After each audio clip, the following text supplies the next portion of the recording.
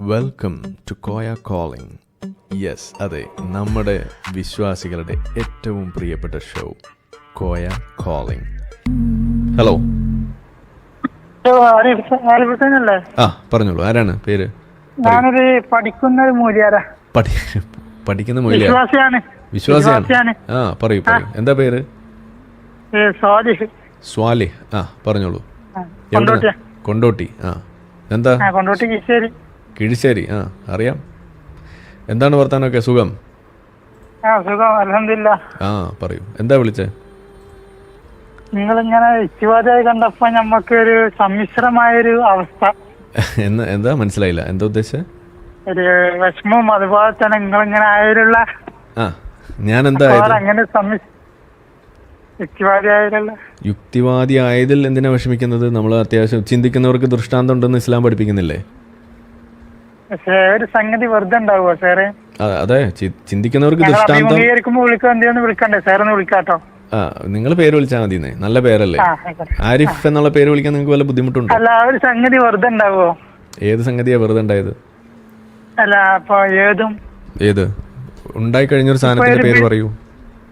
ഇപ്പൊ ഒരു ബിൽഡിംഗ് ഇത് ആയിക്കോട്ടെ, ഇവിടെ ദുബായിലെ എന്തോ ബുർജ് ഖലീഫ. അത് വെറുതെ ഉണ്ടാവോ? ബുർജ് ഖലീഫ ഉണ്ടാക്കി കഴിഞ്ഞ സാധനമല്ലേ, അത് ഇവോൾവ് ചെയ്യുന്നില്ലല്ലോ. അതല്ല, അത് വെറുതെ ഉണ്ടാവോ? വെറുതെ ഉണ്ടാവോന്ന് വെച്ചാ അത് താനാണ്ട് ഉണ്ടാവുന്നെ. അത് കൊറേ കഴിഞ്ഞപ്പോ ഇങ്ങനെ ഉണ്ടായി. അങ്ങനെ ഉണ്ടായിട്ടില്ലല്ലോ, അത് മനുഷ്യൻ ഉണ്ടാക്കിയല്ലേ, ഇവിടെ ഉള്ള സാധനങ്ങൾ കൊണ്ട് ഉണ്ടാക്കിയതല്ലേ. അതെ, ഏതൊരു കർമ്മമുണ്ടോ കർത്താവുണ്ട്, അങ്ങനല്ലേ? അതെ, എന്താണ്? കർമ്മമുണ്ടോ കർത്താവുണ്ട്. ഒരു പ്രവൃത്തി ഉണ്ടെങ്കിൽ അതിന് പിന്നിൽ ആളില്ലേ? ഉണ്ട്, പുലിന്റെ കാലടി കണ്ടവിടെ പോലീസുകാർ ചെക്ക് ചെയ്യും. അത് ലൈവാ? അതെ, ലൈവാണ്. ഓക്കെ. പുലിന്റെ കാലടി കണ്ടാൽ, ഞാനൊരു പഠിക്കുന്ന വിദ്യാർത്ഥി കേട്ടോ, മതം പഠിക്കുന്ന മൂല്യാരുട്ടിയാ. അറിയില്ലേ? അറിയാം. നമ്മള് പണ്ട് കുറെ ഏതാ APEK ഏതാണ്? സമസ്ത ജിഫ്രി തങ്ങളാ നയിക്കണേ. ജിഫ്രി തങ്ങൾ ഈക്കെയാണ്. അപ്പൊ പഠിതാവാണ്, പഠിക്കുന്ന ആളാണ്. ശരി. അപ്പൊ ഒരു കാലടി കണ്ടു കഴിഞ്ഞാൽ അവിടെ പുലി നടന്നു പോയിക്കണെന്ന് മനസ്സിലാക്കിയൂടെ? ആയിക്കോട്ടെ. അങ്ങനെ എല്ലാത്തിനും ഇപ്പൊ ഈ ഭൂമി സൃഷ്ടിച്ചതിന് പിന്നിലൊരു സൃഷ്ടാവില്ലാന്ന് നിങ്ങൾ പറയുന്നുണ്ടാവും. പഠിച്ചോനാ നിങ്ങൾ അംഗീകരിക്കണ്ടോ ഇല്ലാന്നല്ല, അതെല്ലാം ഒരു സൃഷ്ടാവില്ല നിങ്ങള്. അപ്പോഴൊരു പ്രശ്നമുണ്ടല്ലോ, ഭൂമി ഉണ്ടാക്കി കഴിഞ്ഞിട്ടുണ്ടോ? ഈ പറയുന്ന ഈ പ്രപഞ്ചം ഉണ്ടാക്കി കഴിഞ്ഞോ? അതാ ഞാൻ ആദ്യം ചോദിക്കുന്നത്. ഉണ്ടാക്കി കഴിഞ്ഞോ? സൃഷ്ടിച്ചു എന്ന് ഖുർആനിലുണ്ട്. ശരിക്കും സൃഷ്ടിപ്പ് കഴിഞ്ഞിട്ടുണ്ടോ? അതാ ഞാൻ ചോദിക്കുന്നത്. അത് ഓരോ സെക്കൻഡിലും ഇങ്ങനെ അതിങ്ങനെ അവൻ നിയന്ത്രിച്ചുകൊണ്ടിരിക്കുകയാണ്. ഓരോ സെക്കൻഡിലും നിയന്ത്രിച്ചുകൊണ്ടിരിക്കാന്ന് പറഞ്ഞാൽ അതിങ്ങനെ പഠിച്ചുകൊണ്ടിരിക്കുകയാണ്. പടച്ചുകൊണ്ടിരിക്കുക എന്നുവെച്ചാൽ ഇപ്പോഴും സൃഷ്ടിച്ചുകൊണ്ടേയിരിക്കുകയാണ്. സൃഷ്ടി തീർന്നിട്ടില്ല എന്ന് വെച്ച് കഴിഞ്ഞാൽ ഓരോ സെക്കൻഡിലും ദൈവത്തിലേക്ക് ആവശ്യമുള്ള ആളാണ്. ഞാൻ ചോദിക്കുന്നതല്ല, സൃഷ്ടി ഉണ്ടാക്കി കഴിഞ്ഞോ ഇല്ലേ? ഇഡ്ഡലി ഉണ്ടാക്കി കഴിഞ്ഞോ ഇല്ലേ? ബുർജ് ഖലീഫ ഉണ്ടാക്കി കഴിഞ്ഞോ ഇല്ലേ എന്ന് പറയുന്ന മാതിരി ഭൂമി ഉണ്ടാക്കി കഴിഞ്ഞോ ഇല്ലേ? കഴിഞ്ഞു. ഇനി മാറ്റി പറയരുത്.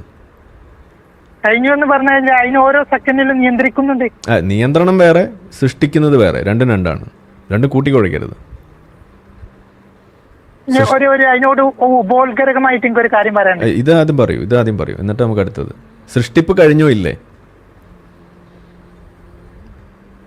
ഖലഖ സമാവാതി വൽ അർദ് എന്ന് പറയുമ്പോൾ സൃഷ്ടിച്ചുകൊണ്ടിരിക്കുന്നു എന്നാണോ, സൃഷ്ടിച്ചു കഴിഞ്ഞു എന്നാണോ? ആ സാധനത്തിന് ഞാൻ കുറച്ച് ദിവസം പറഞ്ഞോട്ടെ. ഇത് പറയൂ. ക്വസ്റ്റ്യനായിട്ട് പറയാൻ കഴിയില്ല, ലാസ്റ്റ് പറയണം. അതെന്താ ഇത്ര വലിയ പാട്?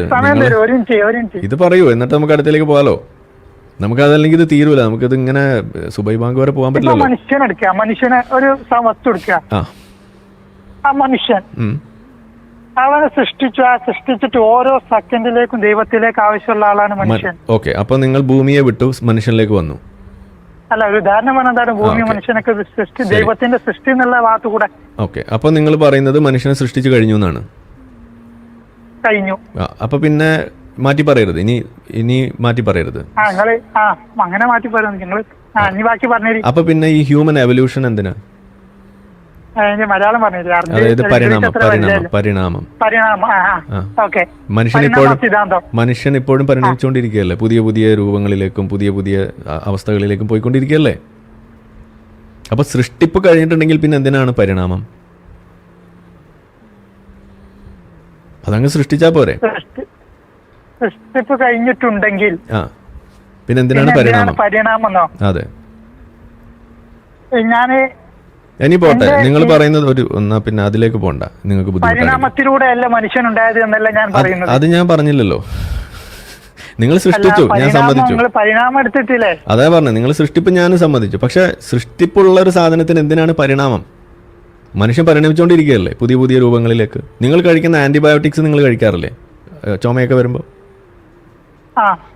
ഈ ആന്റിബയോട്ടിക് അല്ലെങ്കിൽ ഇപ്പോൾ കോവിഡിനെ കുറിച്ച് നിങ്ങൾ കേട്ടു ഇല്ലേ? ഈ കോവിഡ് വൈറസ് ഇവോൾവ് ചെയ്യുന്നതിനെ കുറിച്ച് നിങ്ങൾ കേട്ടിരുന്നോ? കോവിഡ് വൈറസ് ആദ്യം വന്നപ്പോ ഒരു പേര്, പിന്നെ കുറച്ച് കഴിഞ്ഞപ്പോ ഒമിക്രോൺ, പിന്നെ അടുത്ത പേര്, ഇങ്ങനെ ഇങ്ങനെ പോണത് പേരുകൾ മാറ്റി മാറ്റി പറഞ്ഞു. കോവിഡ്-19 പേരിട്ടു. അതെ, ആ കോവിഡിന്റെ കോവിഡ് വൈറസിന്റെ പുതിയ പുതിയ പേരുകളെ കുറിച്ച് നിങ്ങൾക്ക് അറിയോ? അത് കുറേശ്ശൊക്കെ ഇങ്ങനെ, പിന്നെ അതിങ്ങനെ ജാഗ്രത പാലിച്ചങ്ങനെ പോയേക്കാം അതിനെ പറ്റിട്ട്. അപ്പൊ ആ പേരുകൾ ഓർമ്മയുണ്ടോ നിങ്ങൾക്ക്? പല പല പേരുകളിലാണ് ഇവിടെ അറിയപ്പെട്ടിരുന്നത്. അതാ പറയുന്നത്. അപ്പൊ കോവിഡിന്റെ ഒമിക്രോൺ ഒരു വേരിയന്റിനെ കുറിച്ച് കേട്ടിട്ടുണ്ട്. ഡെൽറ്റ നിങ്ങൾ കേട്ടു, ആൽഫ വേരിയന്റ് നിങ്ങൾ കേട്ടു, ബീറ്റ വേരിയന്റ് നിങ്ങൾ കേട്ടു. ഇതെങ്ങനെയാണ് ഈ ഒമിക്രോൺ, ഈ പറയുന്ന ഡെൽറ്റ, ആൽഫ ഇതൊക്കെ ഉണ്ടാവുന്നത് എങ്ങനെയാണ്?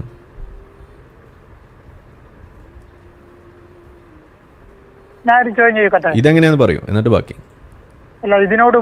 ഉപോത്ഭകം ആകുന്നതിന് മുന്നേ ആദ്യം ഇത് പറയാം. എങ്ങനെയാണ് ഡെൽറ്റ, ആൽഫ, ബീറ്റ, ഒമിക്രോൺ അങ്ങനെ അങ്ങനെ പല പല വേരിയൻസ് ഉണ്ടായത് എങ്ങനെയാണ്? അതൊരു നാട്ടില് ഓരോരോ പദങ്ങളൊക്കെ ഉപയോഗിച്ച പോരെ. ഇപ്പൊ മൈത്രേനെ അറിയില്ല നിങ്ങളൊരു? അതല്ല, ഇത് പറയൂ. അതായത്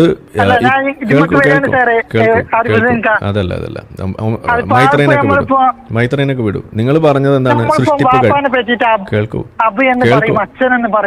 കേൾക്കൂ സ്വാലിഹ്, കേൾക്കൂ. ഓക്കെ, അതായത് നിങ്ങൾ പറഞ്ഞത് സൃഷ്ടിപ്പ് കഴിഞ്ഞു എന്നാണ് പറഞ്ഞത്. സൃഷ്ടിച്ച് കഴിഞ്ഞു എന്നാണ് പറയുന്നത്. സൃഷ്ടിച്ച് കഴിഞ്ഞിട്ടുണ്ടെങ്കിൽ പിന്നെ എന്തിനാണ് എവല്യൂഷൻ, പരിണാമം എന്തിനാണ്?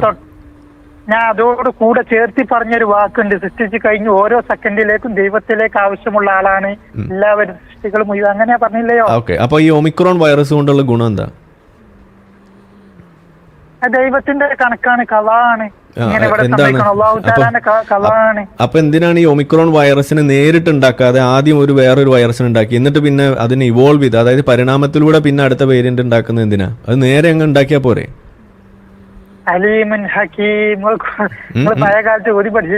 നിങ്ങൾ ഇത് പറയൂ. അതായത് ഇപ്പൊ പടച്ചോന് ഇപ്പൊ ഒമിക്രോൺ വൈറസിന് ഉണ്ടാക്കണമെന്നുണ്ടെങ്കിൽ ആദ്യം അതങ്ങ് ഉണ്ടാക്കിയാ പോരെ? അത് ആദ്യം അതിന് മുന്നേ ഒരു സാധനം ഉണ്ടാക്കി എന്നിട്ട് പിന്നെ അത് പരിണമിച്ചിട്ട് അടുത്ത് ഉണ്ടാക്കണം എന്ന് പറയുന്നത് എന്തിനാ? അതിന്റെ ആവശ്യം എന്താണെന്നാ ഞാൻ ചോദിക്കുന്നത്.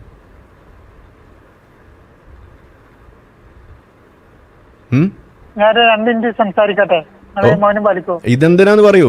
വെറുതെ എന്തെങ്കിലും പറഞ്ഞുകൊണ്ട് കാര്യമില്ലല്ലോ. ചോദിച്ചതിന് ഉത്തരം ഉണ്ടെങ്കിൽ പറയൂ. നമുക്കങ്ങനെ വെറുതെ എന്തെങ്കിലും പറഞ്ഞുകൊണ്ടിരിക്കേണ്ട കാര്യം എനിക്കില്ല. ഇതിന് ഉത്തരം ഉണ്ടോ നിങ്ങൾക്ക്? പടച്ചോന് ഒമിക്രോൺ ഉണ്ടാക്കണമെന്നുണ്ടെങ്കിൽ അതങ്ങ് ഉണ്ടാക്കിയാ പോരെ? ഈ ഒമിക്രോണിന്റെ പദാർത്ഥം കൊറോണ തന്നെയല്ലേ? അതതിന്റെ പേര്, അതിന് അതിന്റേതായിട്ടുള്ള സ്ട്രക്ചറൽ ഡിഫറൻസസ് ഉണ്ട്. ഭൗതികമായിട്ട് പ്ലസ് ടു വരെ പഠിച്ചത്, അപ്പൊ അത് വലിയ നോളജ് കുറവാണ്. അതാണ് ഞാൻ അങ്ങനെ ചോദിക്കണത്. അപ്പൊ അതുകൊണ്ട് ആയിക്കൂടെ നിങ്ങൾക്ക് ഈ വിഷയത്തിലുള്ള ധാരണ കുറവുണ്ടാവാനുള്ള കാരണം? നിങ്ങൾ കൂടുതൽ പഠിച്ചാ പോരെ?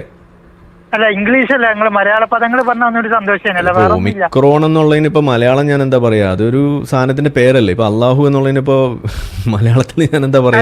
കൊറോണ എന്നുള്ളതിന്റെ വേറൊരു പേര് ഒമിക്രോൺ എന്നുള്ളത് അല്ല. ഈ കൊറോണ വൈറസിന്റെ, കോവിഡ് വൈറസിന്റെ വേരിയൻസ് ആണ്. അതായത് അടുത്തടുത്ത രൂപങ്ങളിലേക്ക് അത് ഇവോൾവ് ചെയ്ത് പോയപ്പോൾ ഉണ്ടായിട്ടുള്ള സാധനത്തിന്റെ പേരാണ് ഈ പറയുന്നത്. അതെന്തിനാണ് അങ്ങനെ ഇവോൾവ് ചെയ്യുന്നത് എന്തിനാന്നാണ് ഞാൻ ചോദിക്കുന്നത്. വൈ? അപ്പൊ പടച്ചോനൊരു സാധനം ഉണ്ടാക്കണം, ഒരു വേരിയന്റ് ഉണ്ടാക്കണം എന്നുണ്ടെങ്കിൽ അതങ്ങ് ഉണ്ടാക്കിയാൽ പോരെ? എന്തിനാണ് ഈ പരിണാമത്തിലൂടെ അത് അടുത്തത് ഉണ്ടാക്കേണ്ട കാര്യം എന്താ ഉള്ളത്?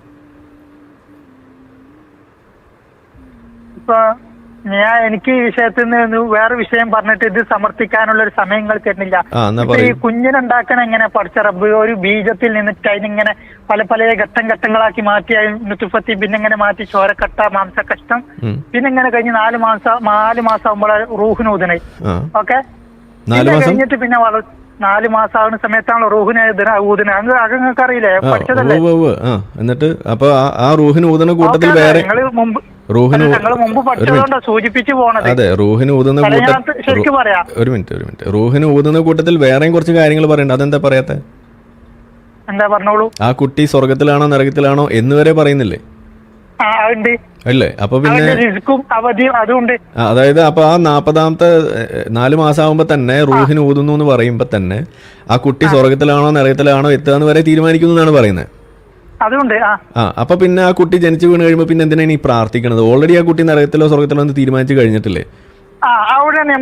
പ്രസക്തമായ ചോദ്യമാണ്. പിന്നെന്തിനാണ് പ്രാർത്ഥിക്കുന്നത്? അപ്പൊ പിന്നെ പടച്ചോനല്ലേ ആ കുട്ടീനെ? അപ്പൊ ആ കുട്ടി ജനിക്കുന്നതിന് മുന്നേ തന്നെ ആ കുട്ടിയെ നരകത്തിൽ ഇടുന്നത് ശരിയാണോ? ഞാൻ പറട്ടെ, അതിന്റെ അർത്ഥം അറിയാമോ? ഇല്ല. എല്ലാ എളുപ്പമാവുന്നു അതിന് വേണ്ടിയിട്ടാണ് സൃഷ്ടിക്കപ്പെട്ടേന്ന്. അപ്പൊ ഒരാള് സ്വർഗത്തേക്കും വേണ്ടിയിട്ടാണ് ഈ ഓന് നല്ല കാര്യങ്ങൾ നിസ്കാരമതുമായി നല്ല നല്ല കാര്യങ്ങളൊക്കെ ഓനക്ക് എളുപ്പമാവും. നരകത്തിലേക്കാണെങ്കിൽ അതുമായി ബന്ധപ്പെട്ട കാര്യങ്ങൾ മോശമായതൊക്കെ ഓന അതും എളുപ്പമാവും. ഒരു എളുപ്പം ഇങ്ങനെ തോന്നുക നമുക്ക് മനസ്സിലേക്ക് ഇങ്ങനെ. എന്ന് വെച്ചാൽ അയാൾ ഓൾറെഡി 4ാം മാസത്തിൽ തീരുമാനിച്ചു കഴിഞ്ഞല്ലോ അയാൾ നരകത്തിലാണ് എത്താന്ന്. പിന്നെ ഇനിയിപ്പോ എളുപ്പാക്കി കുഴപ്പാക്കി എന്ന് പറഞ്ഞാൽ എന്താ അർത്ഥമുള്ളത്? ജനിക്കുന്നതിന് മുന്നേ തന്നെ ഒരാളെ നരകത്തിലേക്ക് അവിടെ നിശ്ചയിച്ചു വെക്കാന്ന് പറഞ്ഞു കഴിഞ്ഞാൽ അതൊരു പടച്ചോന് ചേർന്ന പണിയാണോ?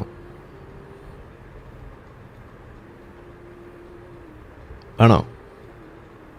ഇനി പോട്ടെ, വിധി അതാണ്, അതൊരു മണ്ടത്തരല്ലെന്ന് ഞാൻ ചോദിക്കുന്നത്. ഒരു കുട്ടി ജനിക്കുന്നതിന് മുന്നേ തന്നെ ആ കുട്ടിയെ നരകത്തിലോ സ്വർഗത്തിലോ എന്ന് തീരുമാനിക്കുന്ന ഒരു ദൈവം, അത് ശരിയാണോന്നാ ഞാൻ ചോദിക്കണേ. പക്ഷെ നമുക്ക് ഇഷ്ടം നൽകലുണ്ട്. ഇനി പോട്ടെ, ഇനി വേറൊരു ആയത്ത് പറയുന്നുണ്ടല്ലോ, അതായത് നാം ഉദ്ദേശിച്ചവരെ സന്മാർഗത്തിലാക്കും, നാം ഉദ്ദേശിച്ചവരെ ദുർമാർഗത്തിലാക്കും. അപ്പൊ ഒരാളെ അപ്പൊ നേർവഴിയിലേക്ക് നയിക്കുന്നത് അള്ളാഹു അല്ലേ? തിന്മയിലേക്ക് നയിക്കുന്നത് അള്ളാഹു തന്നെയല്ലേ? അപ്പോൾ തിന്മയിലേക്ക് ഒരാളെ അള്ളാഹു തന്നെ നയിക്കുന്നു, എന്നിട്ട് അള്ളാഹു തന്നെ നരകത്തിലിടുന്നു, എന്നിട്ട് അള്ളാഹു തന്നെ പൊരിക്കുന്നു, തിന്നുന്നു. ഇത് ശരിയാണോ? ഇത് നിങ്ങൾ എന്നാ പിന്നെ ആദ്യത്തത് നിങ്ങൾ പറയൂ, അള്ളാഹു ആണോ? പറഞ്ഞു, നിങ്ങൾ ചോദിച്ചതിന് ഉത്തരം പറഞ്ഞാൽ മതി. അള്ളാഹു താല പേപ്പിക്കും ഹിദായത്തിലാക്കും. അതൊക്കെ അള്ളാഹു താലാക്ക് അറിയാം. ആരൊക്കെ സ്വർഗത്തിലുള്ള ആരൊക്കെ നരകത്തിലുള്ള നമ്മളോട് പറഞ്ഞ പണികൾ എടുക്കുന്നു. അള്ളാഹു താല എന്താണോ കൽപ്പിച്ച അതൊക്കെ നമ്മൾ ചെയ്യുന്നു. പിന്നെ അതുപോലെ തന്നെ നല്ല നല്ല കാര്യങ്ങൾ, നിസ്കാരം അതുപോലത്തെ നല്ല നല്ല കാര്യങ്ങളൊക്കെ സ്വർഗത്തിലേക്ക് പോണവരോട് നല്ല ലക്ഷണം. അത് അത്തരക്കാരൊക്കെ അധികം സ്വർഗത്തേക്കാ പോവുക. പിന്നെ മോശത്തരം ചെയ്യുന്ന ആളുകളൊക്കെ നരകത്തേക്കാണ് അധികം പോവുക. അതിനുള്ള ലക്ഷണം ഇതൊന്നല്ലല്ലോ ഞാൻ ചോദിച്ചത്. അതായത് അള്ളാഹു ഉദ്ദേശിച്ചവരെ സ്വർഗത്തിലും അള്ളാഹു ഉദ്ദേശിച്ചവരെ നരകത്തിലും ആക്കും, ദുർമാർഗികളും നേർമാർഗികളാക്കും എന്ന് അള്ളാഹു തന്നെ പറയുമ്പോൾ ഒരാൾ തിന്മ പ്രവർത്തിക്കുന്നതിന്റെ ഉത്തരവാദിത്തം അത് അയാൾക്കാണോ അള്ളാഹുവിനാണോ? ഇതാണ് ഞാൻ ചോദിച്ചത്. അയാൾക്കാണ്. അതെങ്ങനെ ശരിയാവും? അള്ളാഹു അല്ലേ തീരുമാനിച്ചത് അയാളെ ദുർമാർഗിയാക്കുന്നു? ഒരു ക്വസ്റ്റ്യൻ ചോദിച്ചോട്ടെ, ഇതിന് ഉത്തരം പറയൂ. അള്ളാഹു അല്ലേ തീരുമാനിച്ചത് അയാൾ ദുർമാർഗിയാകുമെന്ന്? മനുഷ്യന്റെ ബുദ്ധി തരുന്നില്ല. അപ്പൊ മനുഷ്യന്റെ ബുദ്ധി അള്ളാഹുവിന്റെ തീരുമാനത്തിന് മുകളിൽ നിൽക്കുന്നതാണോ നിങ്ങൾ പറയുന്നത്? അല്ല. അപ്പൊ പിന്നെ ബുദ്ധി ഉണ്ടായോണ്ടെന്താ കാര്യമുള്ളത്? അപ്പൊ പിന്നെ ബുദ്ധി ഉണ്ടായോണ്ടെന്താ കാര്യമുള്ളത്? അള്ളാഹു തീരുമാനിച്ചാലേ നടക്കുള്ളൂ. അപ്പൊ പിന്നെ അള്ളാഹു അല്ല അയാളെ നരകത്തിലിടുന്നത്? അള്ളാഹു തീരുമാനിച്ചല്ലേ നടക്കുള്ളൂ. അള്ളാഹു ഇല്ല നരകത്തിലിടുന്നതെന്നോ? അള്ളാഹു അല്ല അയാളെ നരകത്തിലേക്ക് എത്തിച്ചത്, അള്ളാഹു അല്ല അയാളെ ദുർമാർഗിയാക്കിയത്. ഹക്കീക്കത്തിൽ അങ്ങനെയാണ്. അറിയാമോ? അപ്പൊ പിന്നെ ഇതിലെന്താ അർത്ഥമുള്ളതെന്ന് ഞാൻ ചോദിക്കണത്. എന്നിട്ട് അപ്പൊ അള്ളാഹു തന്നെ ഇവിടെ ഇപ്പൊ ഇനി അള്ളാഹു പറയുന്ന മറ്റൊരു കാര്യമില്ലേ, ഈ നരകത്തിലേക്കും വേണ്ടി ഞാൻ കുറെ ആളുകളെ സൃഷ്ടിച്ചിട്ടുണ്ട് എന്ന് അള്ളാഹു പറയുന്നില്ലേ? അപ്പൊ അതെന്താ, അതെങ്ങനെ ശരിയാവുക? നരകത്തിനും വേണ്ടിയിട്ട് കുറെ ആളുകളെ സൃഷ്ടിക്കുക, അതെന്താ പരിപാടി?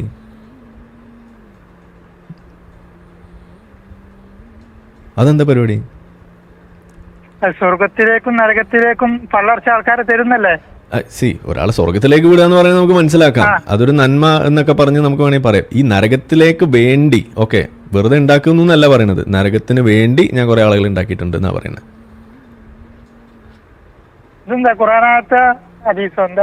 ഖുറാനിലായത്ത്. അപ്പൊ അതെന്താണ്, അതെങ്ങനെ ശരിയാവുക? അപ്പൊ അള്ളാഹു നാം ഉദ്ദേശിച്ചവരെ സന്മാർഗത്തിലാക്കും, നാം ഉദ്ദേശിച്ചവരെ ദുർമാർഗത്തിലും ആക്കും എന്ന് പറഞ്ഞിട്ട് അയാളെ ദുർമാർഗത്തിൽ പോയതിന്റെ പഴി അയാൾക്ക് വെച്ചു കൊടുക്കണം എങ്ങനെയാണ് ചെയ്യുക? അത് അള്ളാഹു അല്ല അയാൾ ദുർമാർഗിയാക്കിയത്. ഹക്കീക്കത്തിൽ അങ്ങനെയാണ്. അപ്പൊ പിന്നെ അത് ഒരു അള്ളാഹുവിന് ചേർന്ന പണിയാണോ? അയാളാണ് ലോഹിറിൽ അയാളാണ് ദുർമാർഗിയായത്. ശരി, അയാളെ ദുർമാർഗിയാക്കാൻ ഉദ്ദേശിച്ചത് അള്ളാഹു അല്ലേ? ദുർമാർഗിയാക്കാൻ ഉദ്ദേശിച്ചത് അള്ളാഹു അല്ലേ? ഹക്കീക്കത്തിൽ അങ്ങനെയാണ്. എന്ത് കുക്കീത്തത്തിലാണെങ്കിലും അത് അങ്ങനെ ഉദ്ദേശിച്ചിട്ട് അയാളെ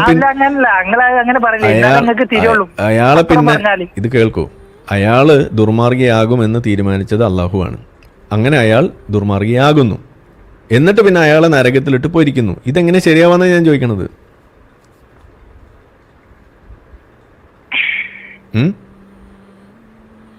അതങ്ങനെയാണ് അതിന്റെ വിധി. അപ്പൊ അതൊരു മണ്ടത്തരം വിധിയായിട്ടേ നമുക്ക് കാണാൻ പറ്റുള്ളൂ. ചിന്തിക്കുന്നവർക്ക് ദൃഷ്ടാന്തം ഉണ്ട് എന്ന് പറയുന്നുണ്ടല്ലോ. നമ്മൾ ചിന്തിച്ചപ്പോ മനസ്സിലായി ഇതെങ്ങനെ ശരിയാവുക. ഞാനൊരു ഉദാഹരണ സഹിതം സമർത്ഥിക്കാം. ഹലോ, നിങ്ങളൊരു കോഴി ഫാം നടത്തുന്നുണ്ട്. അപ്പൊ കുറച്ച് കോഴി നിങ്ങൾക്ക് അതിനെ സെയിൽസ് ചെയ്യാം. ഇല്ല, ഞാൻ കോഴി ഫാം ഇല്ല, ഞാൻ പറഞ്ഞുതരാം.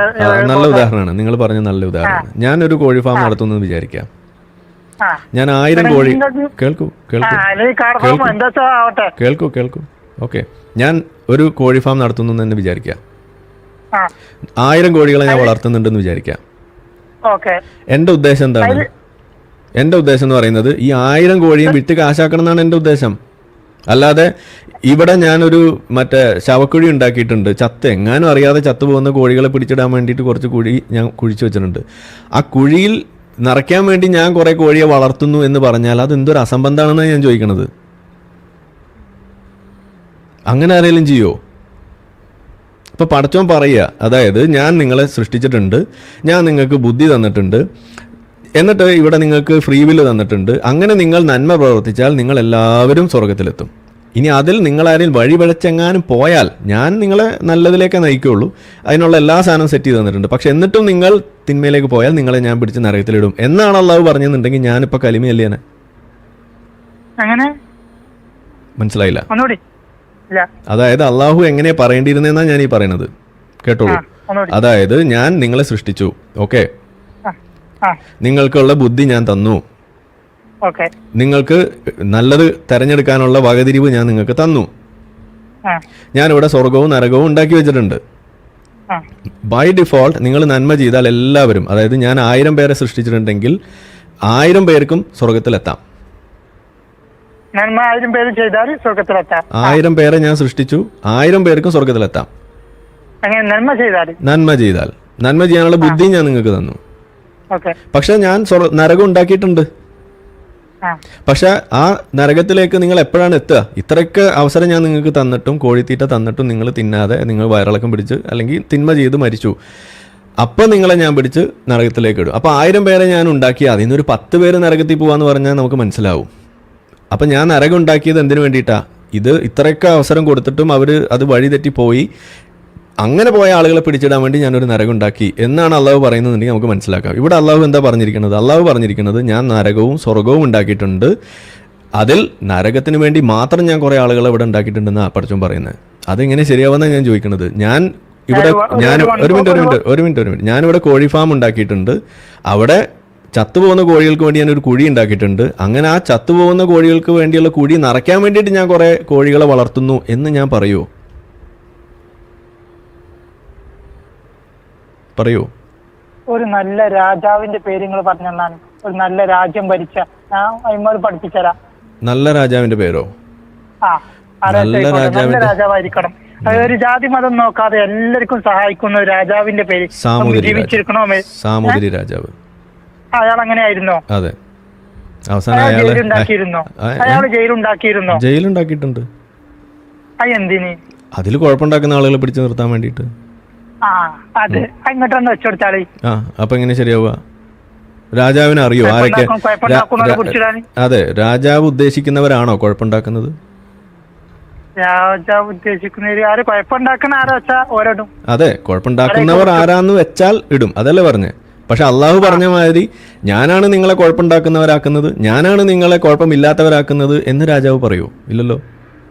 അതിപ്പോ ഞാനാണ് എന്റെ കഴിവ് കൊണ്ടാണ്, അത് നിങ്ങളെ കഴിവ് കൊണ്ടാണ് നിങ്ങൾ തെറ്റിദ്ധരിക്കേണ്ട. കഴിവല്ലല്ലോ, ഇത് അള്ളാഹു ഖുറാനി പറഞ്ഞ കാര്യമല്ലേ പറയും, നാം ഉദ്ദേശിച്ചവരെ സന്മാർഗത്തിലാക്കും, നാം ഉദ്ദേശിച്ചവരെ ദുർമാർഗികളാക്കും എന്ന് അള്ളാഹു പറയുന്ന മാതിരി നാം ഉദ്ദേശിച്ചവരെ ജയിലിലാക്കില്ല, നാം ഉദ്ദേശിച്ചവരെ ജയിലിലാക്കും എന്നാണോ രാജാവ് പറയുന്നത്? അല്ലല്ലോ.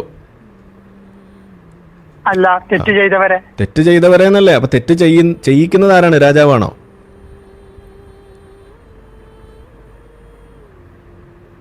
തെറ്റ് ചെയ്യണമെങ്കിലും തെറ്റ് ചെയ്യിക്കുന്നത് ആരാ? കഴിവ് വേണം. അതായത് തെറ്റ് ചെയ്യിക്കുന്നത് അള്ളാഹു ആണെന്ന്. അത് തെറ്റ് ചെയ്യുന്ന സമയത്തും തെറ്റ് അള്ളാന്റെ കഴിവ് വേണം. അതെ, തെറ്റ് ചെയ്യാനും കഴിവ് വേണം, അള്ളാഹു സഹായിക്കണം എന്ന് വെച്ചാൽ ഗോവിന്ദച്ചാമി റേപ്പ് ചെയ്യുമ്പോ ഗോവിന്ദച്ചാമിനെ സഹായിച്ചത് അള്ളാഹു ആണെന്ന്, അല്ലേ? ആ ട്രെയിനിന്റെ സംഭവം പറയണു. അതെ, ആ ഒറ്റക്കയ്യനായ ഗോവിന്ദച്ചാമിക്ക് ആ ട്രെയിനിൽ പിടിച്ചു കയറാനുള്ള ആവത് കൊടുത്തത് അള്ളാഹു അല്ലേ? അല്ലേ? ആ ഒരു ആ ഒറ്റക്കൈ കൊണ്ട് ആ പെണ്ണിനെ ബലാത്സംഗം ചെയ്യാൻ വേണ്ടിയിട്ടുള്ള ആരോഗ്യം കൊടുത്തത് അള്ളാഹു അല്ലേ? അല്ലേ? എന്നിട്ട് ബലാത്സംഗം ചെയ്യിപ്പിച്ചത് അള്ളാഹു അല്ലേ? ഞാൻ വലിയൊരു ഈ ഗോവിന്ദ സ്വാമിനാട്ടിയും വലിയൊരു ആളെ പറയട്ടെ. ആരാ? അവനെ കുറിച്ച് കേട്ടണോ? ആ, കേട്ടിട്ടുണ്ട്. അറിയാലോ? ഓ, ഈജിപ്തിലുണ്ട്. നിങ്ങൾ ലോകം ചുറ്റുന്ന ആളല്ല, അവിടെയും കേട്ടിട്ടുണ്ട്. എന്താ മൂപ്പര് അതിനും വലിയ വർത്താനം പറഞ്ഞ ആളാണ്. എന്നിട്ട് അറിയാലോ? എന്നിട്ട് എന്ത് ചെയ്തു? ആ ആളെയും തീറ്റി പോറ്റിയത് ആരാ? നിങ്ങളുടെ വിശ്വാസപ്രകാരം അള്ളാഹു. നിങ്ങളുടെ വിശ്വാസപ്രകാരം സ്വയം ഇങ്ങനെ കറങ്ങുന്നു. നിങ്ങൾ വീണ്ടും അതിലേക്കാണ് പോണെന്നുണ്ടെങ്കിൽ ഞാൻ ഒരു ചോദ്യം കൂടി ചോദിക്കാം. ഓക്കെ. ഈ ഇപ്പൊ എല്ലാം സൃഷ്ടിച്ചു എന്നല്ലേ പറയണേ? ഈ മനുഷ്യനെ ഇന്ന് കാണുന്ന രൂപത്തിലെല്ലാം സൃഷ്ടിച്ചു, ഏറ്റവും മികച്ച രൂപത്തിൽ സൃഷ്ടിച്ചു. പിന്നെന്തിനാണ് ഈ ചേലാക്രമം ചെയ്യാൻ പറയുന്നത്, അറ്റം മുറിക്കാൻ പറയുന്നത്? എന്തിനാ? അതില്ലാണ്ടങ്ങ് സൃഷ്ടിച്ചാ പോരായിരുന്നോ? എങ്ങനെ ജനിക്കുന്ന സമയത്ത് തന്നെ അങ്ങനെ ആക്കി? എന്താ കുഴപ്പം? മുറിക്കപ്പെട്ടതായിട്ട് സൃഷ്ടിക്കേ? അത് അള്ളാഹുത്താലാക്ക് കയ്യായൊന്നുമില്ല. പിന്നെന്തിനാ അങ്ങനെ ആക്കിയതെന്നോ? എന്താ അങ്ങനെ ആക്കിയത്? എന്തിനാണ് സുന്നത്ത് ചെയ്യാൻ പറയണത്? അതില്ലാണ്ടങ്ങ് ജനിപ്പിച്ചാ പോരായിരുന്നോ? പിന്നെ ഈ എല്ലാ വിഷയത്തിനും കിട്ടൂല ആരിഫ് ഭായ്. നിങ്ങൾക്ക് കിട്ടൂല എന്ന് പറയും, എനിക്ക് കിട്ടൂല എന്ന് പറയണ്ട. അനുസരിച്ചിട്ട് ഇസ്ലാം വിലയിരുത്തരുത്. ചിലത് ദൈവം എന്താണോ കൽപ്പിച്ചത് അത് അടിമ ചെയ്യുന്നു, അങ്ങനെയുണ്ട്. അതിപ്പോഴാണോ തോന്നിയത്? എന്നാ പിന്നെ വിളിക്കാണ്ടിരുന്നാ പോരായിരുന്നോ? ഇത് അറിയാമായിരുന്നു, പിന്നെ എന്തിനാ വിളിച്ചത്? എന്നാ ഞാൻ എന്നാ അടുത്ത ചോദ്യം ചോദിക്കാം. അല്ലല്ല, അങ്ങനെ പറഞ്ഞു. അടുത്ത ചോദ്യം ചോദിക്കാം. ഞാൻ സമർത്ഥിക്കല്ലേ, അത് ദൈവമാണെന്ന് തെളിഞ്ഞു. അതെങ്ങനെ ശരിയാവുക? നിങ്ങൾക്ക് ഉത്തരം കിട്ടാതെ വരുമ്പോ അങ്ങനെ യുക്തിക്കനുസരിച്ചിട്ട് അല്ല ഇസ്ലാമിനെ വിലയിരുത്തേണ്ടത്. എല്ലാത്തിനും ഉത്തരം കിട്ടൂല എന്ന് പറയുന്നത് ഒരു ഉത്തരമാണോ? ചില സ്ഥലത്ത് അങ്ങനെ വിലയിരുത്താൻ കഴിയൂല. അപ്പൊ നിങ്ങൾ പറയൂ, അതായത് എന്തിനാണ്, അതായത് മനുഷ്യനെ ഏറ്റവും ഉത്തമമായ രൂപത്തിൽ സൃഷ്ടിച്ചു എന്നല്ലേ പറയുന്നത്? അപ്പൊ പിന്നെ എന്തിനാണ് ചേലാക്രമം ചെയ്യാൻ പറയുന്നത്? ഇതാ ഞാൻ ചോദിക്കണത്. ഇനി പോട്ടെ, അത് നിങ്ങൾക്ക് ഉത്തരം ഇല്ലെങ്കിൽ ഞാൻ വേറൊരു കാര്യം ചോദിക്കാം. ആദ്യത്തെ ഈ മണ്ണ് കുഴച്ചുണ്ടാക്കിയത് ആരെയാണെന്നാ പറയുന്നത്? ആദം ഹവ്വ അല്ലേ? ഈ ആദമിന് പൊക്കിൾ കൊടി ഉണ്ടായിരുന്നോ?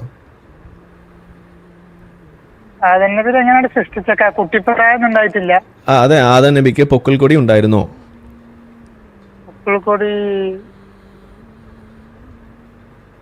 എങ്ങനെ ഉമ്മമാരെ കുഞ്ഞു പ്രായത്തിൽ പ്രസവിക്കുന്ന സമയത്തുണ്ടാകുന്ന സാധനം പൊക്കിൾ കൊടി? പൊക്കിള് പൊക്കിള് അതെന്തായെന്ന് വെച്ച് കഴിഞ്ഞാല്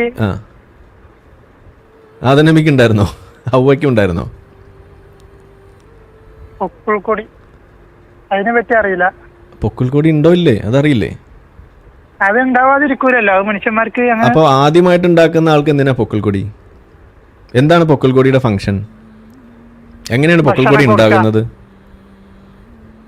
കുഞ്ഞിന് ഭക്ഷണം കൊടുക്കുക, ഉമ്മമാരെ വയറ്റുന്ന, അമ്മമാരെ വയറ്റുന്ന. അപ്പൊ ആദം നബിയെ പുറത്തു വെച്ചല്ലേ ഉണ്ടാക്കിയത്, വയറ്റിൽ നിന്നല്ലല്ലോ വന്നത്. പിന്നെ എന്തിനാണ് പൊക്കിൾ കൊടി? അല്ല, അതങ്ങനെയാണ് വലിയ മനുഷ്യനായി സൃഷ്ടിച്ച ആദം നബിനെ. അപ്പൊ പിന്നെ എന്തിനാണ് പൊക്കിൾ കൊടി?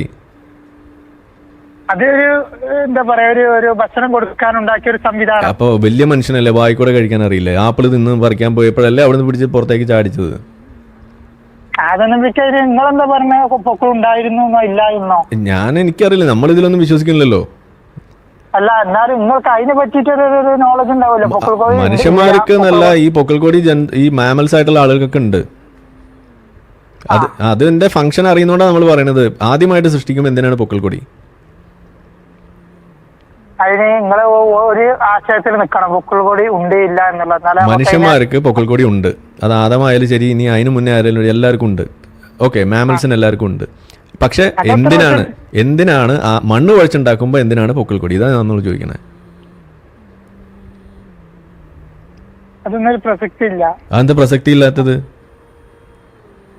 ഏറ്റവും മികച്ച രൂപത്തിലുണ്ടായി. അതോ ആദനബിക്കില്ല പിന്നീട് ദൈവത്തിന്റെ കാര്യമൊക്കെ അവിടെ നിൽക്കട്ടെ. ഈ പറയുന്ന പൊക്കിൾക്കൊടി പിന്നീട് വന്നാണോ മുന്നേ വന്നാണോ?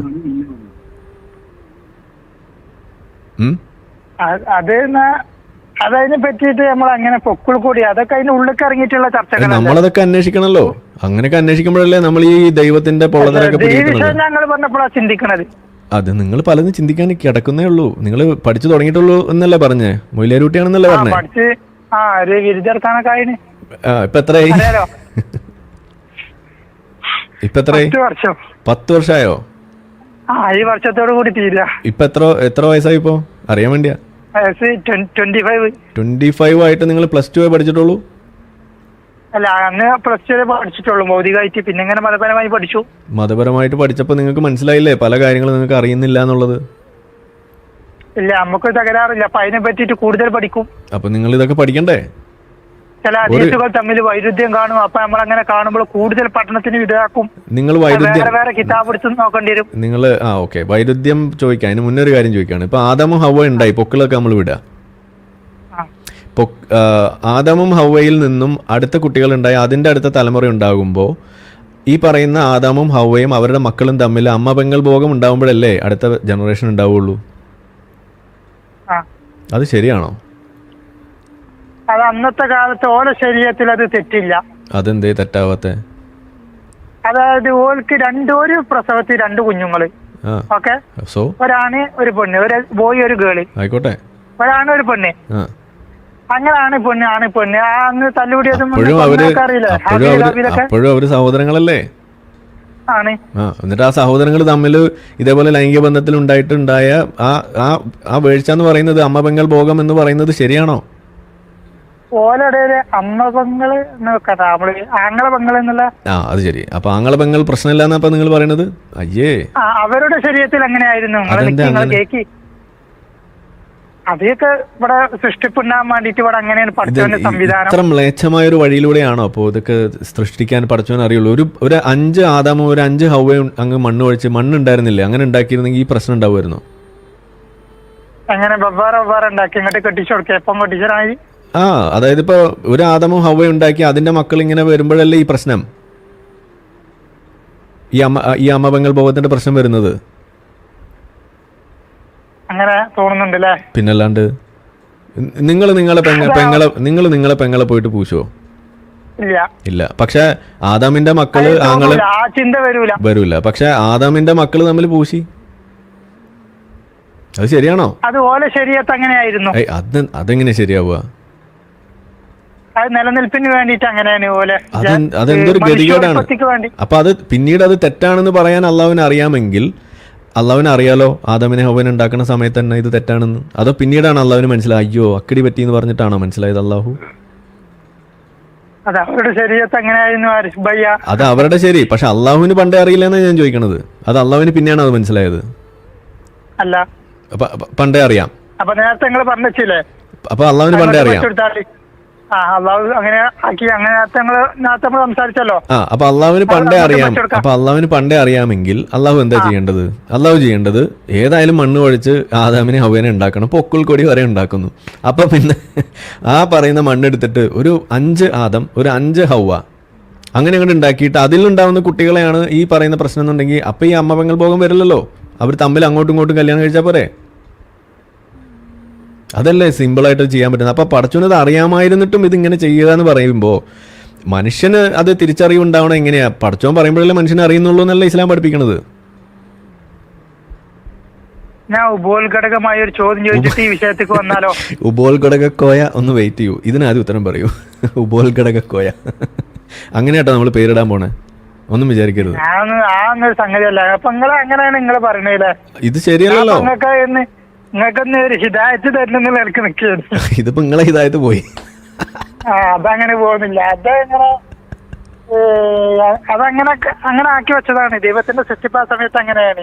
അപ്പൊ ദൈവത്തിന്റെ സൃഷ്ടിപ്പ് അപ്പൊ അങ്ങനെയാണെന്ന് പറയുമ്പോ അപ്പൊ നിങ്ങൾ സമ്മതിക്കണം. അപ്പൊ പടച്ചോന് ഇത് അറിയില്ലായിരുന്നു ഇല്ലേ ഇത് തെറ്റാണെന്ന്? അത് അവരുടെ ശരീരത്തിൽ തെറ്റില്ല. അവരുടെ ശരി എന്ന് പറഞ്ഞിട്ട് ശരിയില്ലല്ലോ. അള്ളാഹു പറയുന്നതല്ലേ അവരുടെ ശരി. ശരിയല്ല ശരീരത്ത്. അതാ പറയണത്. അള്ളാഹു പറയുന്നതല്ലേ അവർക്ക് അറിയുള്ളൂ. അങ്ങനെ ആ പറയുന്ന നിയമം എന്ത് തന്നെ ആയാലും അത് അള്ളാഹുവിനെ അറിയില്ലേ അത് ശരിയാണോ തെറ്റാണോ എന്നുള്ള കാര്യം. ഇങ്ങനെ ആദനബിനെ അവാബിനെ സൃഷ്ടിച്ചു, രണ്ടീസം മക്കളെ അങ്ങോട്ടും ഇങ്ങോട്ടും കല്യാണം കഴിച്ചെടുത്തു. ഈ പ്രവണത, ഈ ഒരു പ്രക്രിയ തെറ്റാണോന്നോ? തെറ്റാണ് ഞങ്ങൾ പറയണത്. അത് തെറ്റല്ലേ? നിങ്ങളെ പെങ്ങളെ പൂശുമെന്ന് ഞാൻ ചോദിച്ചു. പൂശൂല. അപ്പൊ പിന്നെ ആദാമിന്റെ മക്കൾ അങ്ങോട്ടും ഇങ്ങോട്ടും പൂശുക എന്ന് പറയുമ്പോ അതെങ്ങനെ ശരിയാവുന്ന ഞാൻ ചോദിക്കണത്. അത് അന്നത്തെ കാലത്തെ അങ്ങനെ ആയിരുന്നു അവരോടുണ്ടായിരുന്ന. അപ്പോഴും അത് തെറ്റ് തന്നെയല്ലേ അന്നത്തെ കാലമായാലും ഇന്നത്തെ കാലമായാലും. അതങ്ങനെയാണ് നിയമം. അതെങ്ങനെ ശരിയാവുക? ഇനിയിപ്പൊ അങ്ങനെയാണെന്നുണ്ടെങ്കിൽ നിങ്ങൾ സമ്മതിക്കും സ്വർഗത്തിൽ പോയ സ്വന്തം പെങ്ങളെ പൂശാന്നാണ് പഠിപ്പിക്കുന്നത്. അത് പഠിപ്പിക്കണില്ലേ? സ്വന്തം അമ്മായിയെ പോയി പൂശാം സ്വർഗത്തില്, അത് നിങ്ങൾ പഠിപ്പിക്കണില്ലേ? സ്വർഗത്തിലൂടെ ഹൂറികളൊക്കെ ഉണ്ട്. പക്ഷെ നിങ്ങൾക്ക് നിങ്ങളുടെ സഹോദരിയെ കല്യാണം കഴിക്കാം സ്വർഗത്തിൽ. നിങ്ങൾക്ക് നിങ്ങളുടെ അമ്മായിയെ കല്യാണം കഴിക്കാം സ്വർഗത്തിൽ. അത് ഇഹലോകത്ത് അതൊക്കെ ഹറാമാണ്, പക്ഷെ സ്വർഗത്തിൽ അതൊക്കെ നടക്കും എന്നാണല്ലേ ഇസ്ലാം പഠിപ്പിക്കുന്നത്. അപ്പൊ അത് നിങ്ങൾക്ക് ഓക്കെ ആണോ? അപ്പൊ അത് ഇന്നത്തെ നിയമം എന്താ അവിടെ പെട്ടെന്ന് മാറുകയാണോ? ഈ നിയമങ്ങൾ ഏതുവരെ ഉള്ളത് നിങ്ങൾക്ക് അറിയോ? ഈ നിയമം നിങ്ങൾ എടുക്കില്ലേ? അതാ ഞാൻ ചോദിക്കണത്. അത് ശരിയാണോ തെറ്റാണോ? ഈ നിയമങ്ങൾ മരണം വരെ അല്ലേ? അപ്പൊ പിന്നെ മരിച്ചു കഴിഞ്ഞാൽ നിയമമൊന്നുമില്ല. ഇല്ല. അപ്പൊ സ്വർഗത്തിൽ പോയ ഉമ്മാനെ പൂശാൻ പറ്റുമോ?